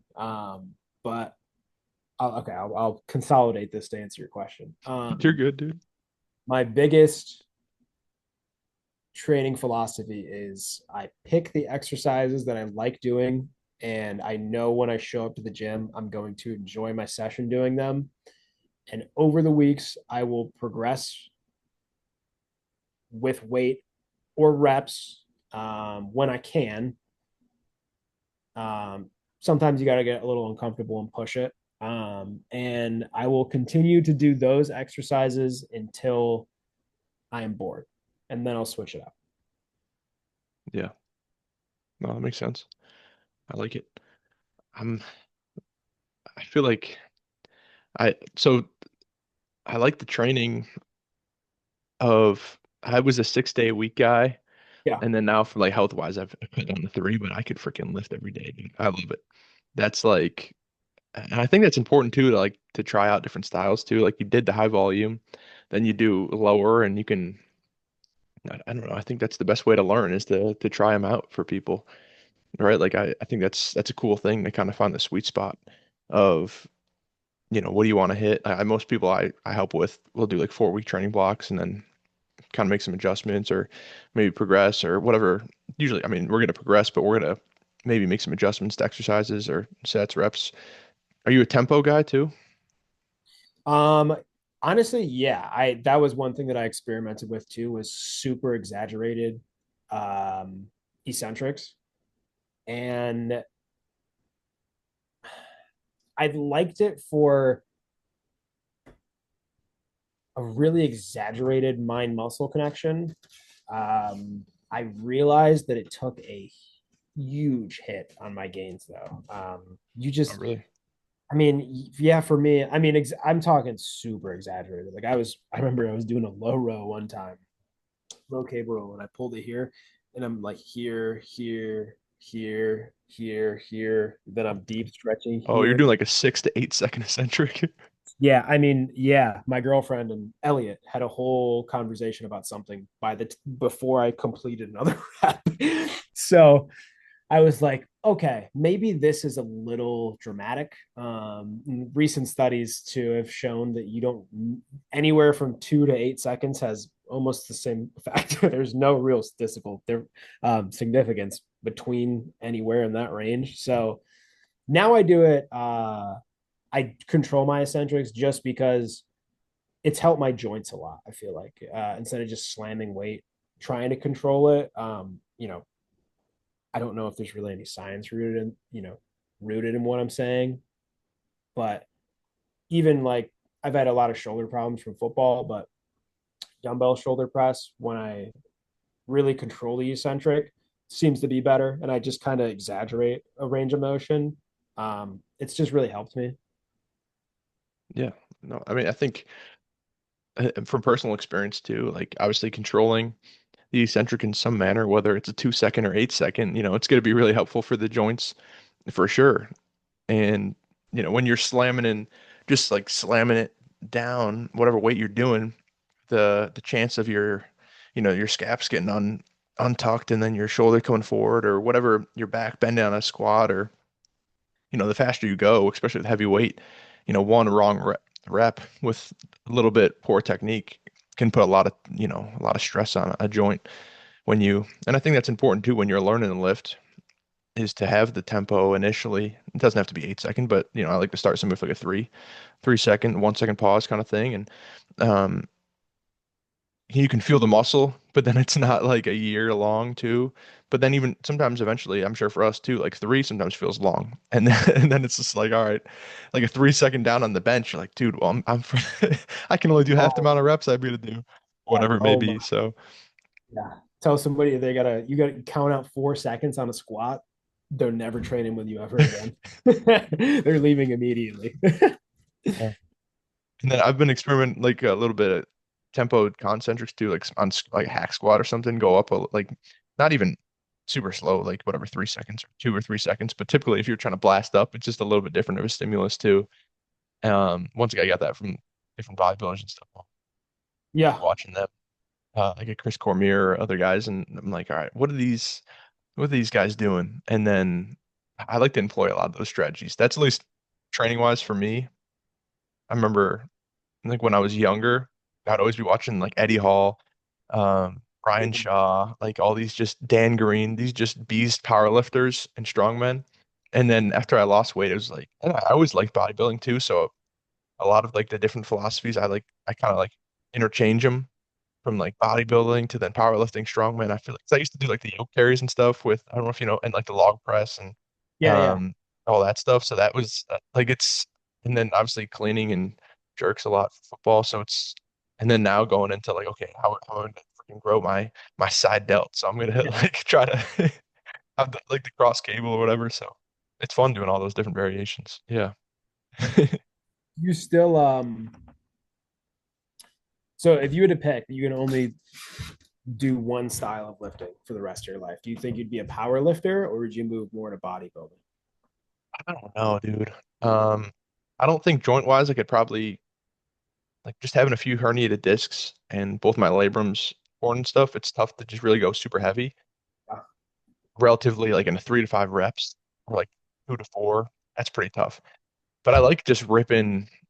I'm a big fan, especially for upper body recently, like 6 to 10 reps. So still getting lower, 8 by 5. So I enjoy definitely some heavier weight. Deadlift too. I love deadlifting. So it'd be tough for me. Like I just end my back day and I'm like, all right, 3 plates. Let's see how many reps I can get or whatever. 365. Like I love just picking stuff up. So like I want to do it.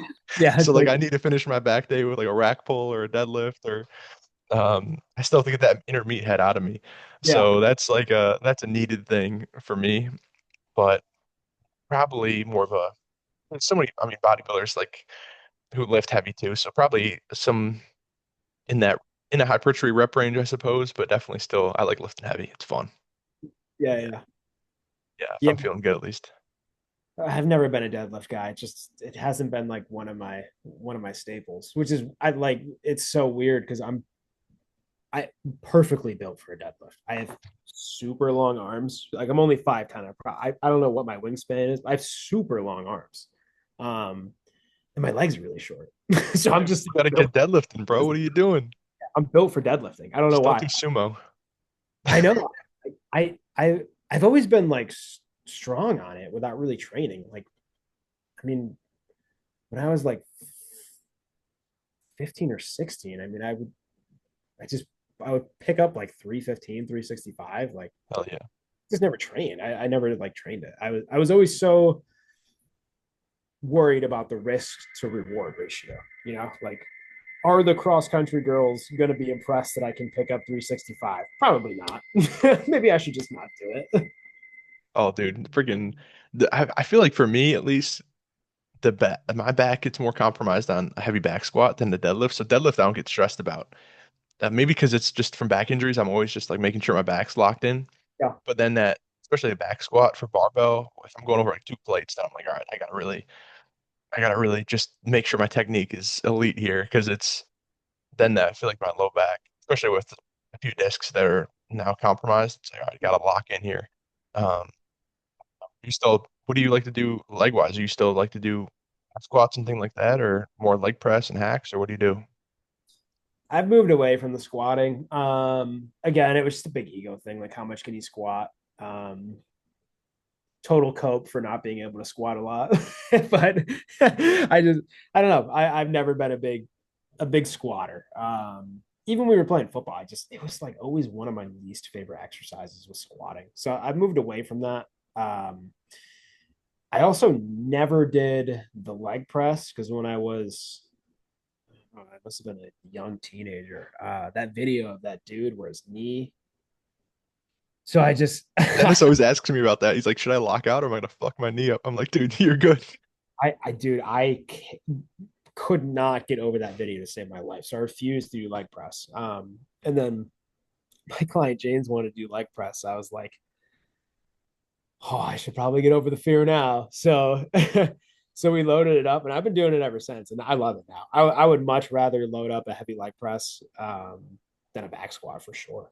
Um, so that's my main thing that I start with leg press. And it's kind of crazy. Like you think you're doing a lot for leg press. And then you take a look at Ronnie, who did 2,000 pounds on the leg press, and you're like, I mean, this isn't even his warm up to his warm up that I'm struggling to push now. So you kind of, I mean, it gives you a little bit of like, okay, maybe there is always somebody that's stronger than you in the gym. Dude, yeah. And I've been doing too recently a lot of force reps.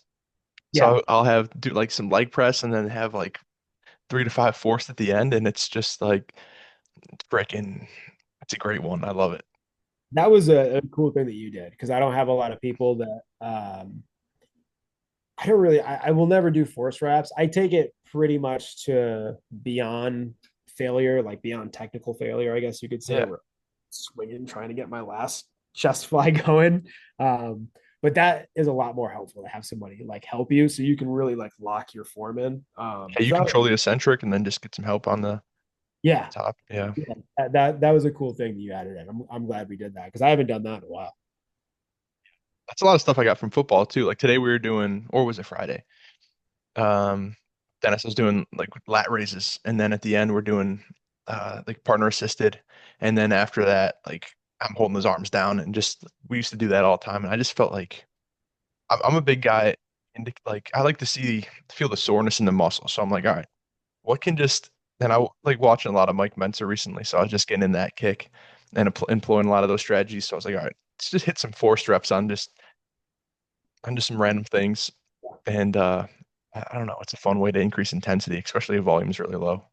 Yeah, oh, I think it is too. I think I like his training style of the like one set just to absolute complete failure. Like you Yeah. can lift your arms up again. I thought that was cool. I've been trying to add more of his style in with super high intensity, just very low volume. I just love training. I love being in the gym. I just love Hell doing yeah, it. dude. So I love training 6 days a week. I'm gonna cut it down here to probably four pretty soon, but Oh, really? take a big hit on the ego. Yeah, I'm gonna really locking in with my business. So I'm Are you gonna gonna. do a push pull twice? I mean, are you gonna do upper lower, or are you gonna do push pull like shoulder arms, push pull leg shoulder arms, or what's your thought for the 4 day? I think I'm gonna do upper lower. I think I'll do upper rest, lower rest, Yeah. upper rest. I'm just gonna have to tweak volume and intensity. I mean, I don't. I'll probably have to add more volume slightly. So maybe instead of two for everything, I do three. I could probably keep the intensity because I mean I'm really going to hit chest and back twice a week, so it's 4 days apart. So something I have to noodle over, but yeah, I'll probably do upper lower. I like that. I like that split. Yeah. No, you'll enjoy it. You'll probably get stronger too. You'll notice that. Yeah, that I you know what? That is weird. I have really been taking my recovery pretty seriously. It's one thing that I think every new lifter neglects a lot is recovery. I mean, rightfully so. Like, your first 2 years of lifting, you can almost do no wrong. You know what I mean? Like, you can go in there and do Uh, 100 sets every single day, and you're still gonna crank muscle and just build a ton of mass for just no reason. But the more seasoned you get, the more you're like, okay, well, now I have to recover because got to make sure my chest doesn't have any damage or fatigue in it. So it gets a little bit more boring manipulating the variables, but yeah, no, shock the dude like Arnold, shock the freaking muscle, dude. I go 4 weeks high volume, 4 weeks low, and then like I don't know, just I'm just spamming it, hitting different stuff, and I don't that I go into the workout, I'm like, all right, I gotta whatever. I got some fly variation, a flat incline, some kind of shoulder press, some kind of lat raises, maybe a dip or a compound for tricep isolation. And then just figure it out. Get in there and just, I like to do logbook style, but every lift's a little different. So it's just like, if I didn't hit it last week, then the week before, I'm like, all right, what did I, or the 3 weeks before, I'm like, all right, what did I hit here? So then it's like, I don't know, similar movements, but sometimes different. I don't yeah, know. yeah, that's my problem with following a workout routine too. It's like some days I'm just like, man, I just don't want to do this. Just Yeah. don't. And then sometimes I'm like, all right, that's the day I know I need to do it. If I'm being a bitch and I'm just like, all right, I need to like, Yeah, I'm right. like, I know I don't want to do this today. Like I should probably do front squats soon because I haven't done those in a while. And I've done, I did them a little while ago, but I have a lot of my clients now. I switched some guys over to doing some front squats. I'm like, all right, I got to send them a video of me doing some front squats. Make sure these guys know what's up. So it's, I, I I think reach, yeah, just doing like the hard stuff.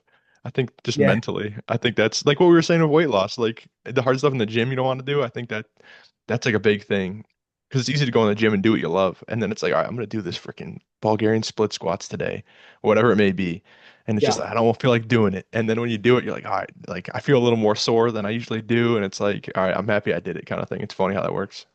yeah. I think you gotta. There has to be some sort of push. I think every day, honestly. Maybe it doesn't have to be to the extreme of, I'm gonna split squat the hundreds today. But I think, like I tell my clients this, like, okay, we won't do whatever because you don't want to. Fine. We'll go do what you want to do. I'm gonna throw 5 pounds on now. Yeah, hell yeah. You can kind of see that, like, you're gonna push yourself. You chose this. I'm choosing how we're gonna make it harder now. So good Oh, luck. I love that. When I train people in person, dude, I see that all the time. Like just I'd be bad at counting, but on purpose. Just be like, all right, yep, eight. Like just like just just like up, you're 8, but I know they're like 11, and just like and they're like, what? Or just like an isolation at the end, or drops, just dropping plates and just keep going, or whatever it may be. Just like I like adding those intensifiers too. It's so fun, just end drop sets or like freaking I don't know, certain stuff like that, timed holds, and it's once they're in it, it's like all right, whatever. Like it's Yeah, you right. know, it's like all right, just keep going. So but yeah, having those like, and that's like the thing too with trained people in person too, is like getting in their head, be like, hey, like finding out their motivation and stuff like that. I think that's so important for connecting with them and getting them to push themselves, you know? Yeah. I agree. One of my intake questions is who are you doing it for? So Yeah. like it could be you, it could be your kids, your soon to be wife, your kids in the future, whatever. Whoever it's for, I think you should say it out loud, because then it makes it real, even if it's just for yourself. Like, why are you doing it? Who are you doing it for? I'm doing it for me because I want women to find me attractive. Cool, totally cool. Like, Heck just yeah. put it out loud, put it on the paper. Like that's all you got to do. Like, I always tell that to guys. I'm like, that's the whole entire reason I started training. So women would talk to me. Like, Yeah, there's nothing wrong with that. extremely selfishly, it's the only reason I started training. Now I do it because I love it. But yeah, I'm like, who cares? It's your reason. Like, what does it matter? Like, you have a goal. I'm gonna help you get there. I don't care what it is. Yeah, dude. You want to find, yeah, attractive girls and you want to look attractive, so it checks out. Like that's how it works. So, okay. Well, I know you said you were going to switch from 6 to 4 days to focus on the business. What's going on with the business? I'm interested. Um, I'm just trying to like really. I want to really want to do it. So I'm gonna, I figured there's gonna have to be things that I have to sacrifice. So my big love is training. So it's kind of like an ode to myself of this is taking so much priority that I'm willing to sacrifice less days in the gym, which mentally is going to turn into I'm not looking as good or I'm losing muscle, blah blah blah. Like I'm saying that, yeah, totally unrealistic, but again, it's just like the Yeah, of everlasting course. Of battle. course, man. Um, but it's just a letter to myself of like we want this goal so bad. We've done hard stuff before that we've had to sacrifice. It's time for this. I want to get this thing off the ground. I want to change people's lives. The one dude I have, James, he, I asked him for his weight. We're just at kind of like a low. Me and him both. It's not really one or the other party.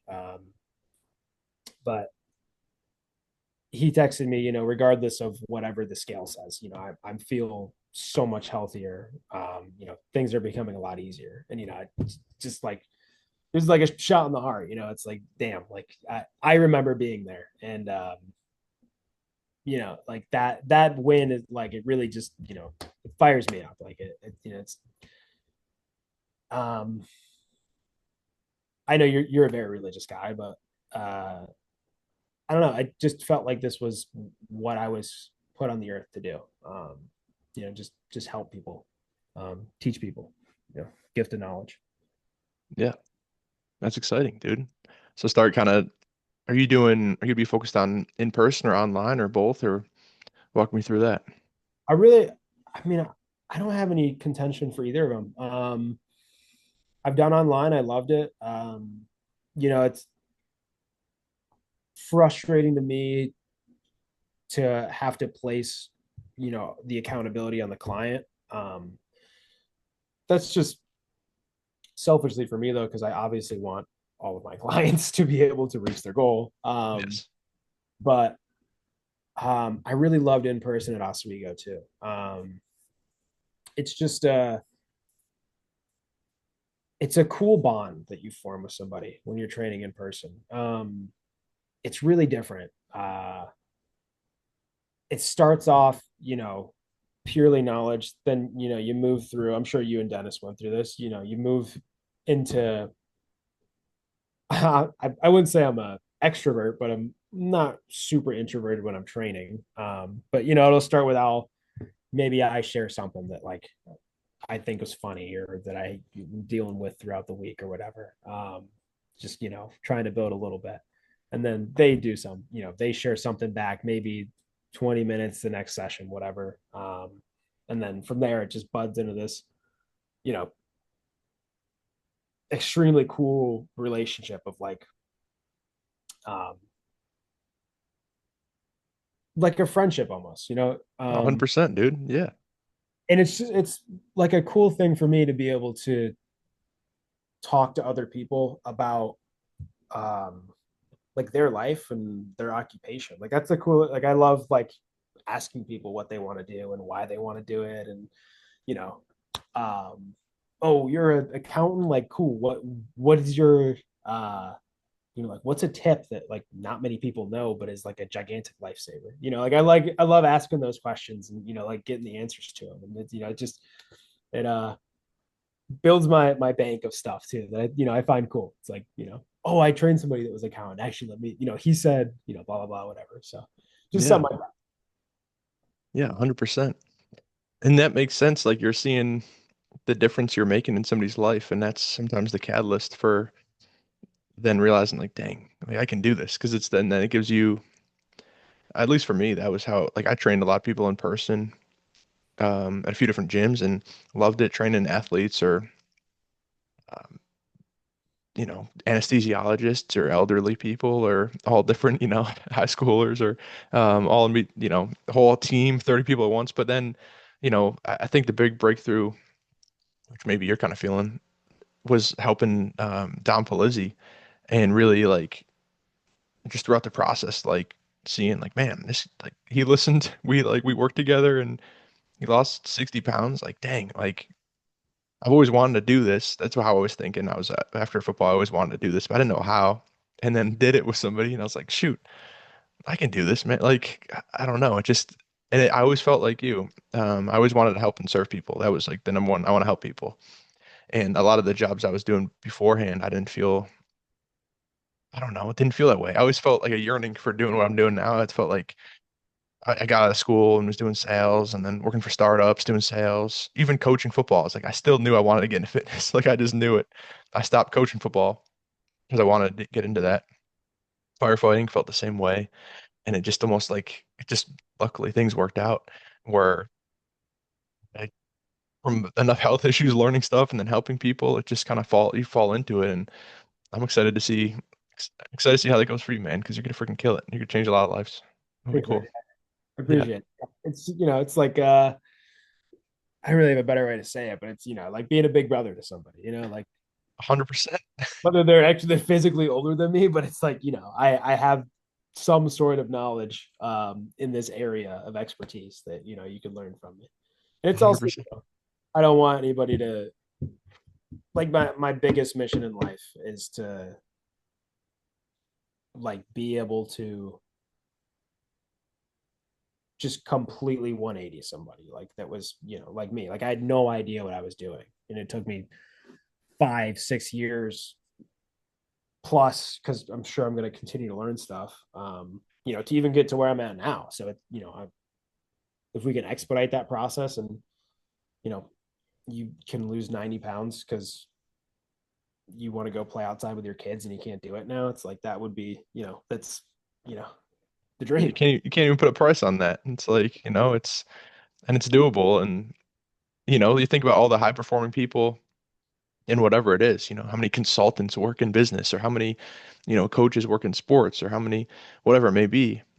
You have somebody who's done it or who's an expert in their field or who knows how to help you get there. And I do that for business. I have I've paid multiple people to help me improve Yeah, mine. And it's like, they're better building businesses than I am. So I want to learn from them. And it's kind of the same aspect of, somebody wants to lose weight and they contact Riley and they're like, all right, like how do we how do I do this? And then you give them the steps and they see it happening and it's like and that bond you form is so cool. That's my favorite part is like I was sending an audio message today and it turns into a video message and I'm just because I saw their weight and they're down like 20 plus pounds. And I was like, and I saw the weight and I was going to text him and I was like, dude, let's freaking go. And then I was texting him. I was like, I'm going to send a video. I texted him, let's go. And then went to do an audio, but it turned into a video. So then I was just like pumped up and it just, you get on a call with somebody and, um, that's like the coolest thing. Now my neck, like, and then I'm like, all right, I got to go. Cause now I'm virtual for most of these people, for almost everybody. So then I'm like, all right, I got to go to Montreal, see my man Alex or go to Vermont see my guy Jake or like all these, people all over. So I'm like, I gotta go like train with these guys, see them, like have some dinner together. And it's because you feel that bond and friendship. And like that's the coolest part about it, in my opinion. Yeah. yeah, I completely agree. Yeah. My one dude James, we were just coworkers at one point, and then Yeah. he was texting me about like losing weight, and I was like, dude, just come and train with me. Like, Yeah. Heck yeah. he took the chance, and yeah, we're best friends now. So See, that's it's awesome, dude. yeah, it's awesome. It's hard to put into words like how cool it is. But yeah, It's that bond because you know what they're given. Like you form that bond with somebody, whether it's in person or even for me, like I've formed with people because I just realized nobody like even their life. I'm like, hey, I got this guy and he's down. Um, he's playing at UB and he's down like 30 plus and he's just like and I'm like and I don't think many people don't even realize it and like I'm just like hey, does your family realize it? Or and he's just like, I don't really tell anybody, but I'm just and I'm just hyped. But I'm like, dude, you're freaking killing it. Like, and it's not everyone like kind of shares that stuff. Not everyone's posting it, but it's like having somebody there just supporting you is so cool. And that's something I wish I had when I was losing it. And I'm sure you're kind of the same way. But like if I had somebody there like in my corner just freaking helping me out through like plateaus or through a binge eating or through whatever, getting stuck in the weight room, with all these like different obstacles that we had to overcome ourselves, to have somebody like kind of there helping you, it's like that's cool. Yeah. Yeah. That's it's yeah, you can't put a price on it. It's a cool feeling. Yeah. Well, I got a few other random questions and Hey, go then ahead. we'll finish up. Are you you're a spoon or a fork guy? Spoon. I want the easiest thing to get the food in my mouth. Heck yeah. full full on spoon guy, bro. Yeah, 100%. Uh-huh. I'm a spoon guy as well. I cut everything up and like it's Chipotle, I'm trying to find a spoon. That's Oh, like I'm shoveling it in. They're easy too because you can. This is fat behavior. You can take the bowl and bend it too, so you can really scoop it in if oh you want. really? Yeah. Not from personal experience, but I just found that. Oh, that's valid. Yeah, spoon all the way. All right, what else? All right, death row meal. Ooh, that's a tough one. Um, do they have like a limit on what they can eat or no? Like, how does it work? Luckily, I haven't been in that situation yet. Good point. I'll do. Okay, here's what I'll do. I guess like an appetizer, entree, dessert, maybe. Okay, Seems all fair. right, okay. Appetizer, I'll do the barbecue pulled pork nachos. Okay, Those are gas. it's a good Um, start. entree, I don't know. There's so many things I could pick. Man, this is like asking a drug addict what his favorite thing is. Oh man, entree. I feel like all you can eat sushi. I've also been craving that for like weeks on end though. So that's Dude, you got to hit a refeed, hit a hard workout, and freaking sushi up, dude. you want to see 6,000 calories and six plates go? I'll show you. That would be easy. That'd be a good TikTok right there. I do. I want to make one. I will. Yeah. Once I finish the shred again, I'm for sure I'm gonna crush sushi. Yeah. Dessert. Oh man, this is another tough one. I'm traditionally not a huge dessert guy, as maybe a surprise, but I'm not a big dessert guy. But I love. You know what? I would probably do like a loaded brookie. Oh, dude, yeah. Like I've been having this like vision of this. It would be brownie, Oreo, like in the middle. Yep. Um, the cookie, M&Ms on there. Um, Reese's peanut butter cups with the Oreos in the middle, and there's another thing, but I'm forgetting. Maybe like whipped cream or something. Yeah, I've been salivating over that daydream for weeks. Dude, you gotta make it. That's epic. What about you? What are yours? Chicken wings, chicken wings from Elmo's in Buffalo. That's a good Um, dude. That honey, is yeah, Cajun honey mustard, double dipped and grilled. Elmo's probably 20. With blue cheese for sure. And then yeah, dinner ribeye for sure. Rare. Um, Probably some type of potato and veggie, but it's really ribeye is the main thing. And dessert pecan pie. Yeah, really. pecan pies, dude. It's that or apple pie. That's probably my number one. My brother makes Matt makes a good pecan pie.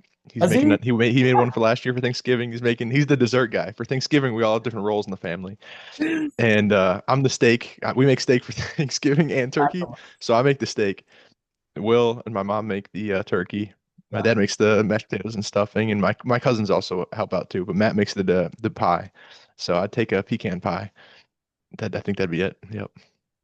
that's a good one. Yeah. That is a really good one. The chicken wings were a great poll. I should have thought about that. Chicken wings are, oh man, I'd have to have those before. Or yeah, Audubon North is great. Shout out to them. It's great fingers too. But I had wing nuts in oh Buffalo. yeah, yeah. Yeah. How'd you like that? You're on some performance enhancing drugs, but Need some PEDs sometimes. yeah, it was really good. Okay, I'll throw you one back because I asked Okay. this. Yeah, hit me. Um, so you could have a full cheat day. So breakfast, lunch, Oh yeah. dinner. Easy. You get throw Yeah. these. What am I having? Yeah, yeah. Yeah, Full. banana pancakes for breakfast Okay. with maple syrup and bacon. Um, Get the for Elvis. lunch, pardon? Get the Elvis going. The peanut butter or the banana and the bacon.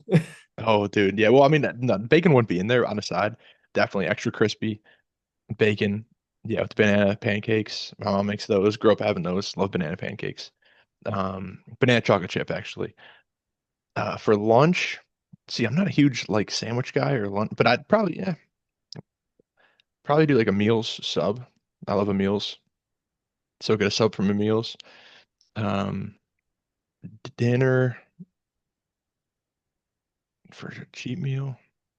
I don't even. I might still go steak. Honestly, I'll just rip a steak, snack, fruit probably, or just I could eat like a jar of honey just with a spoon.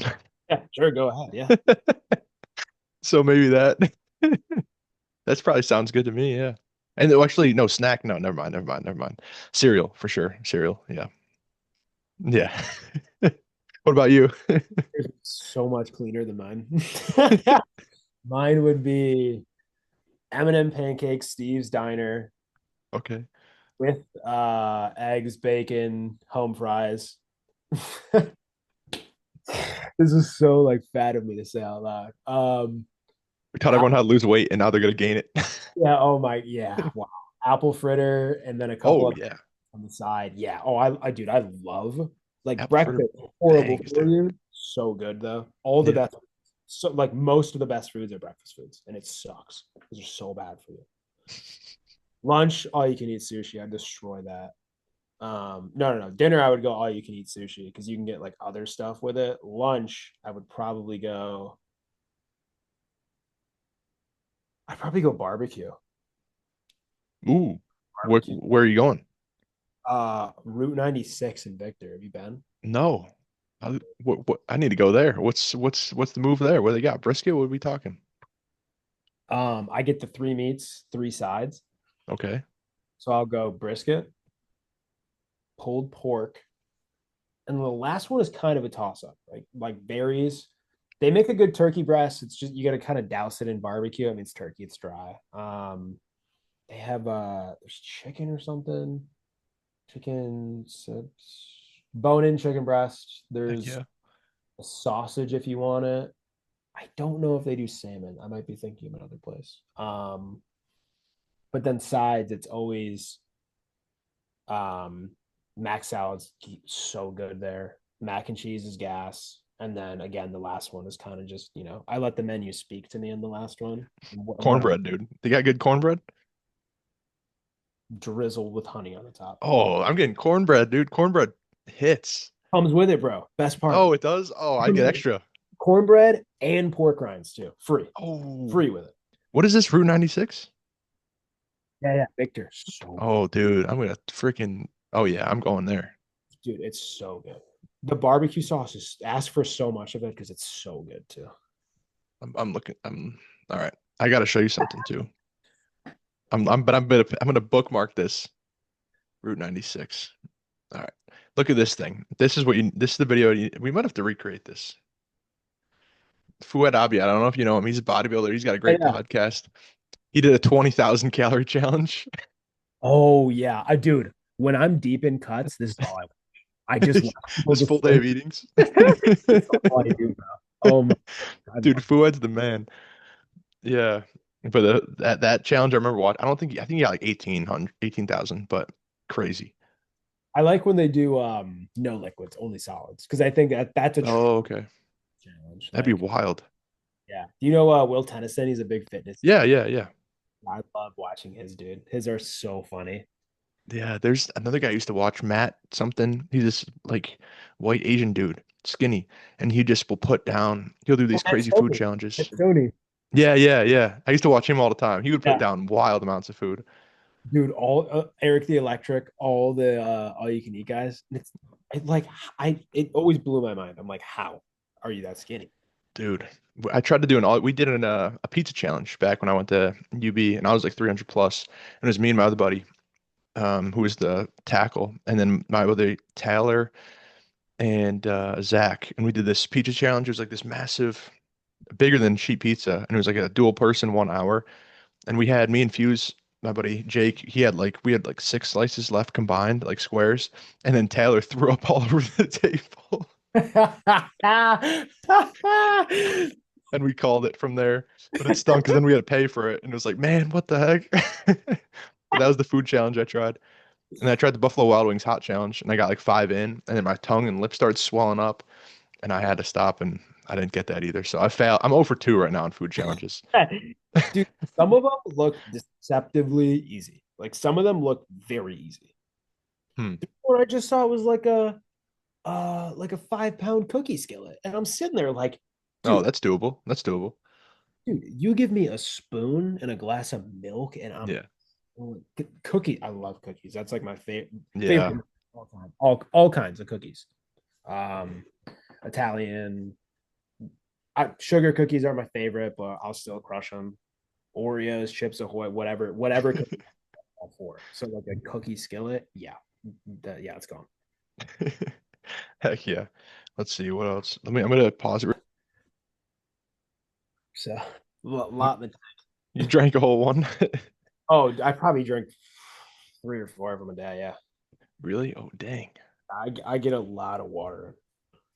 You beat me, man. I drank in this podcast though. I'm almost at a liter of coconut water down. Yeah, well, yeah, you have like that's proper hydration.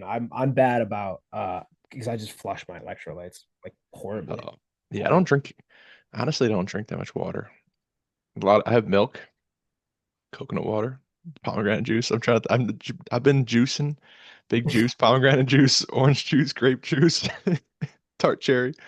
Yeah, Uh, yeah, that's a good one. been pounding juice and then a lot of watermelon and fruit. And then my pea's still close to clear and a lot of salt. And so Yeah, that's that's what we need. Yeah, yeah, I probably a should lot of have. coffee too. Oh, dude, yeah, a lot of coffee. Um, what else I was gonna say? Okay. A lot of people ask me, okay, clean, like a quick clean meal, whether it's like a Chipotle or where would you go? You're in a pinch, you can't have your normal food. People are always asking me, like good restaurants or stuff or good meals to have on the go.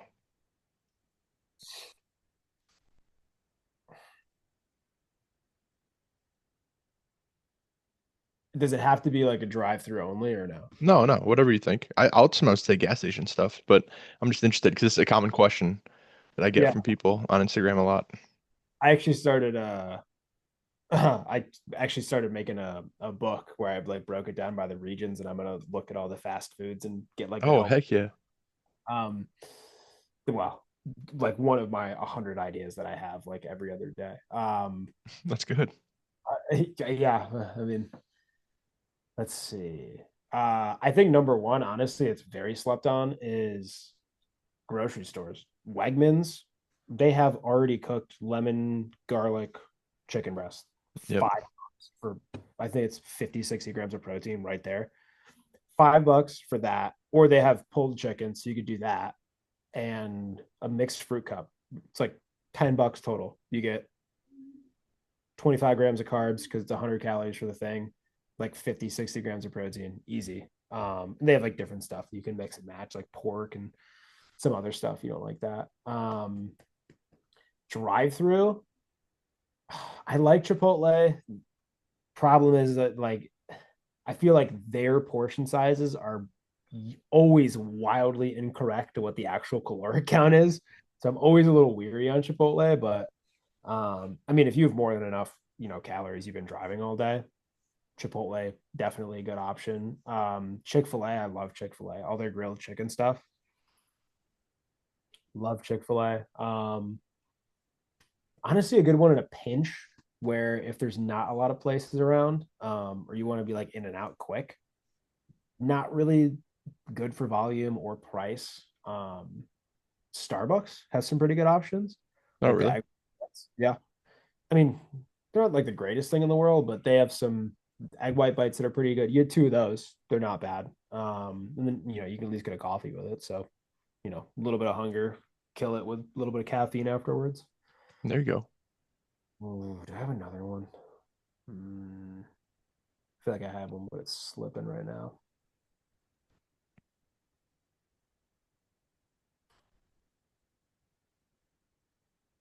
That's it. I'll give you those ones. Hmm, I like it. Those are good. Appreciate it. I'm sure people will. I'm like Chipotle, but dude, I'm weird, but people, yeah, I think I've been altered during my football career because we had so many hard-boiled eggs. But I'm like, dude, go to a gas station, 4 to 6 hard-boiled eggs, 2 pieces of fruit, you're good. Yeah, yeah. That's just a power meal. And then I'll get like a bunch of the hot dog. They've got all the in that area. They've got all the whatever jalapenos, lettuce, tomato, like all the different vegetables. So I'll put that in like a tray, and then have my 6 eggs with that, and then like a piece of fruit or something. I'm out there. People are afraid about their stomach, but you know what? You got the yolks, you're good, dude. You got that choline like we talked about. You're freaking micronutrient dense right there. I I can't do hard boiled eggs, so I would No, never. I put down hard. Dude, I can't do them. I don't know why. I like eggs in almost every other form, but hard boiled, I can't do it, dude. Cold eggs is just not something I I could do. used to just put some hot sauce on 'em. I'd have like 6 before practice. Oh, dude, there's so I mean, you could eat so many of them. There's so Yeah. yeah, I just can't do it. I'll even drink egg whites before I would What? have a hard boiled egg. Like I've I don't know done if that. I've never Yeah. done that. I've had like raw eggs and shakes though, like weight gainer shakes back in the day. I used to put like raw eggs in there, Oh yeah, I used to. but I never did egg white. I'll just dump egg whites in there.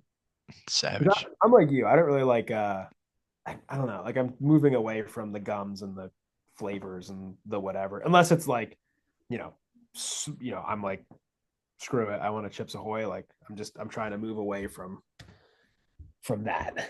Yeah, I think the health.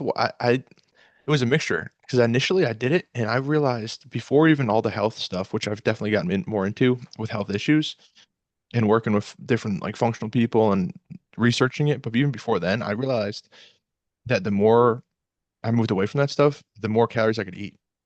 Yeah. Like what the calories they say in like protein bar. And if I'm eating like that stuff of whatever 2,500, if I'm eating whole food, I can eat 3,000 plus, and so my maintenance is just higher, or I can eat more without the processed stuff. So even though it says low calorie, it didn't seem to have a low calorie effect compared Yeah. to eating like those whole food, which was interesting too. Yeah. I'm in complete agreement. So I don't know, that was an interesting because initially I feel like as we lose weight, most people are like, all right, I'm gonna find these like diet hack foods. So I used all those, like all the Walden Farms and all those different things and whatever it may be. And then eventually I was like, all right, those whole foods ended up working, but um let's see here. Trying to think anything else. Dude, I think that's most of what I wanted to cover. We hit everything. Anything else you wanted to say before we go? Um, I think it'd be kind of cool to go over like do you have a biggest mistake that you wish you could reverse when you were losing weight? Ooh, that's a good one. Hmm. Yeah, I think probably just cutting it too low calorie wise or ignoring health markers in because I want to get to a certain weight probably would be the past three, probably since my last year of football, I've had a bunch of like health issues where I didn't know why, but I was just like, I'm gonna just bury through it, lose the weight, and I'll feel better. And it didn't end up feeling better. And I've still been kind of working to figure those out and work with a bunch of different people, hence the no meat right now. Um, and so I would say trying to figure out health wise if things aren't improving with losing weight, it would have addressed those and really dug deep into those because whether it's for me, luckily testosterone's good, but like thyroid and other things were, I think, compromised because I did fasting, intermittent fasting, full day fastings, where I don't think I'd like to, I encourage people to try everything. So I'm not like anti anything, but I think when things don't work for you, it's probably good to realize that. And even though the scale is going down, if the health isn't improving or the health is decreasing, um, sometimes you got to pull that eject button and uh, and kind of reconsider what you're doing. So that's probably would have been helpful, but at the time I didn't think I was doing really anything unhealthy, and I don't think now knowing what I know now, a lot of the health things started before I started losing weight. So I would say with one thing too, I just started running like last year, ran a ton, and basically just tried to overload on exercise to then increase calories to not gain weight, and that just led to like injuries from long distance exercise, like trying to run a half marathon, like running whatever 50, 60 miles a week, just stacking a couple months of that, and then trying to eat a lot more. But then just the body breaking down because before then I ran 5 miles a week. So just, like I guess not ramping up the right way for certain things would be one. But yeah, what about you? Um,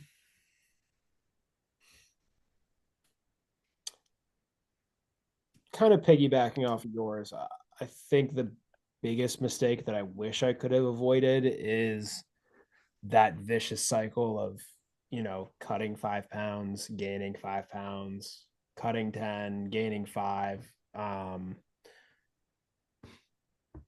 Understanding that it's a long man's game. Yeah, I mean, you can take the shortcut.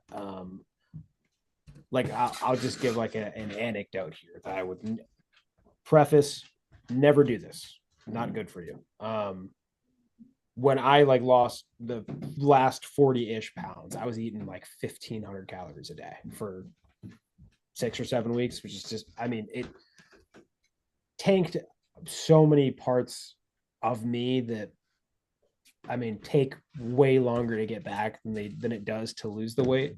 Um, the time's gonna pass anyways. Whether you want to take 6 weeks or 6 months, it's going to be a blink of an eye, especially if you're, 20 plus, even 18. Like 6 months from now is, I mean, think about it. That's what that would be January to June. So June 1st to January 1st. Like, think about that. 6 months ago now would have been what, February 18th. That yeah, feels like it was just cold. You know what I mean? So it's a long man's game. The longer you're willing to stick with it and the more you're willing to change your habits, the better your outcome's going to be.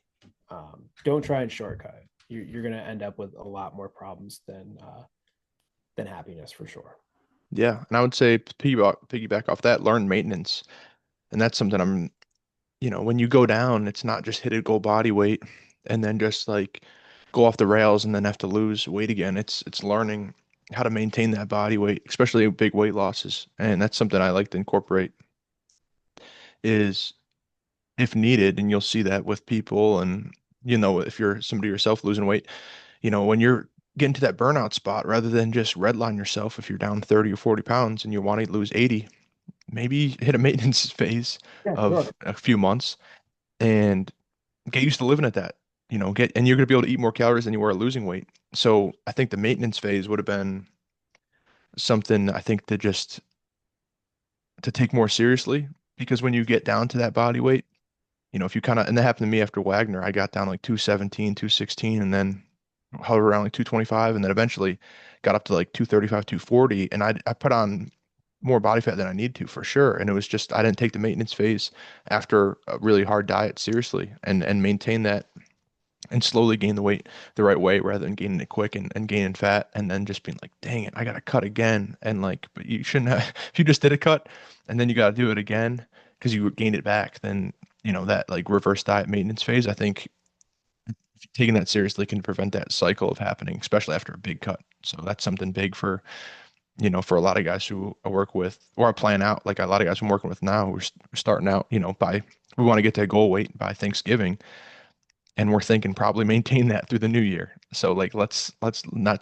try to freaking lose 10 pounds from Thanksgiving to New Year because it's good luck doing that. Let's learn how to have maintenance rather Right. than, do that because that's going to be just if you're somebody who's only 3 weeks into following nutrition for the first time, like good luck around holidays abstaining from all that. So let's just game plan to maintain the same weight. I think that'd be a big thing too. Because then if you're not, you binge at Thanksgiving, and then the next week you're like, I can't eat anything, and then you have the next holiday party, binge again. It's a bad cycle to be in. Yeah. Yeah. Yeah. But yeah, I think it's just another thing of, sometimes the scale weight doesn't really mean anything. Like, um, my lowest was just 170. Like I said, I'm 178, 180 right now. I mean, I think I'm objectively still around the same leanness, maybe a little Yeah. bit. Probably just filled out carb wise. Yeah, right, exactly. Like I'm probably just a little puffier because I have more carbs. Yeah, Probably introduced more sodium. Like it's not all about this scale weight. Sometimes it's just about it's how you. not Yeah, 100%. Because I'll do high carb days with guys, and if the weight bumps up, it starts stressing out. It's like, all right, man, it's gonna be okay. It's gonna be okay. Like it's yeah, right. you're One just day re with like 50 grams of water, bro. Yeah. Like, yeah, I don't usually go into that much detail if I need to, but I'm like, hey, we had that, a lot of sodium, it's okay. We had a free yeah, meal, it's okay. It's gonna come back, and then the next week it's lower. But yeah, I would say that, and a big mistake to it, I would say, is not utilizing refeeding or I like calorie cycling or carb cycling, but preventing that diet fatigue through variance or through increased calories on certain days, especially on training a hard body part, I think can be really helpful too. If you're just cutting down for 8, 10, 12 weeks and you haven't had anything, I think that can just a boost in nutrients can help prevent that eventual fall off the plan if you don't have the willpower to make it all the way. yeah. So, Oh yeah, yeah, yeah. The refeeds are. It's kind of like it's really one day, maybe like even a meal. You'll just have for yep. free, fries, whatever. But I think it holds out until like the next week for me. I feel like I hold on to those carbs pretty well. Like Yeah. they're not coming for a significantly longer time, so they're like really holding on to them as much as they can. So yeah, I also agree. I've been trying to utilize all that too. Heck yeah, dude. Well, man, I appreciate you coming on, dude. It's been a blast. We'll have to do it again sometime in the future. Um, Anything else before we finish up? Um,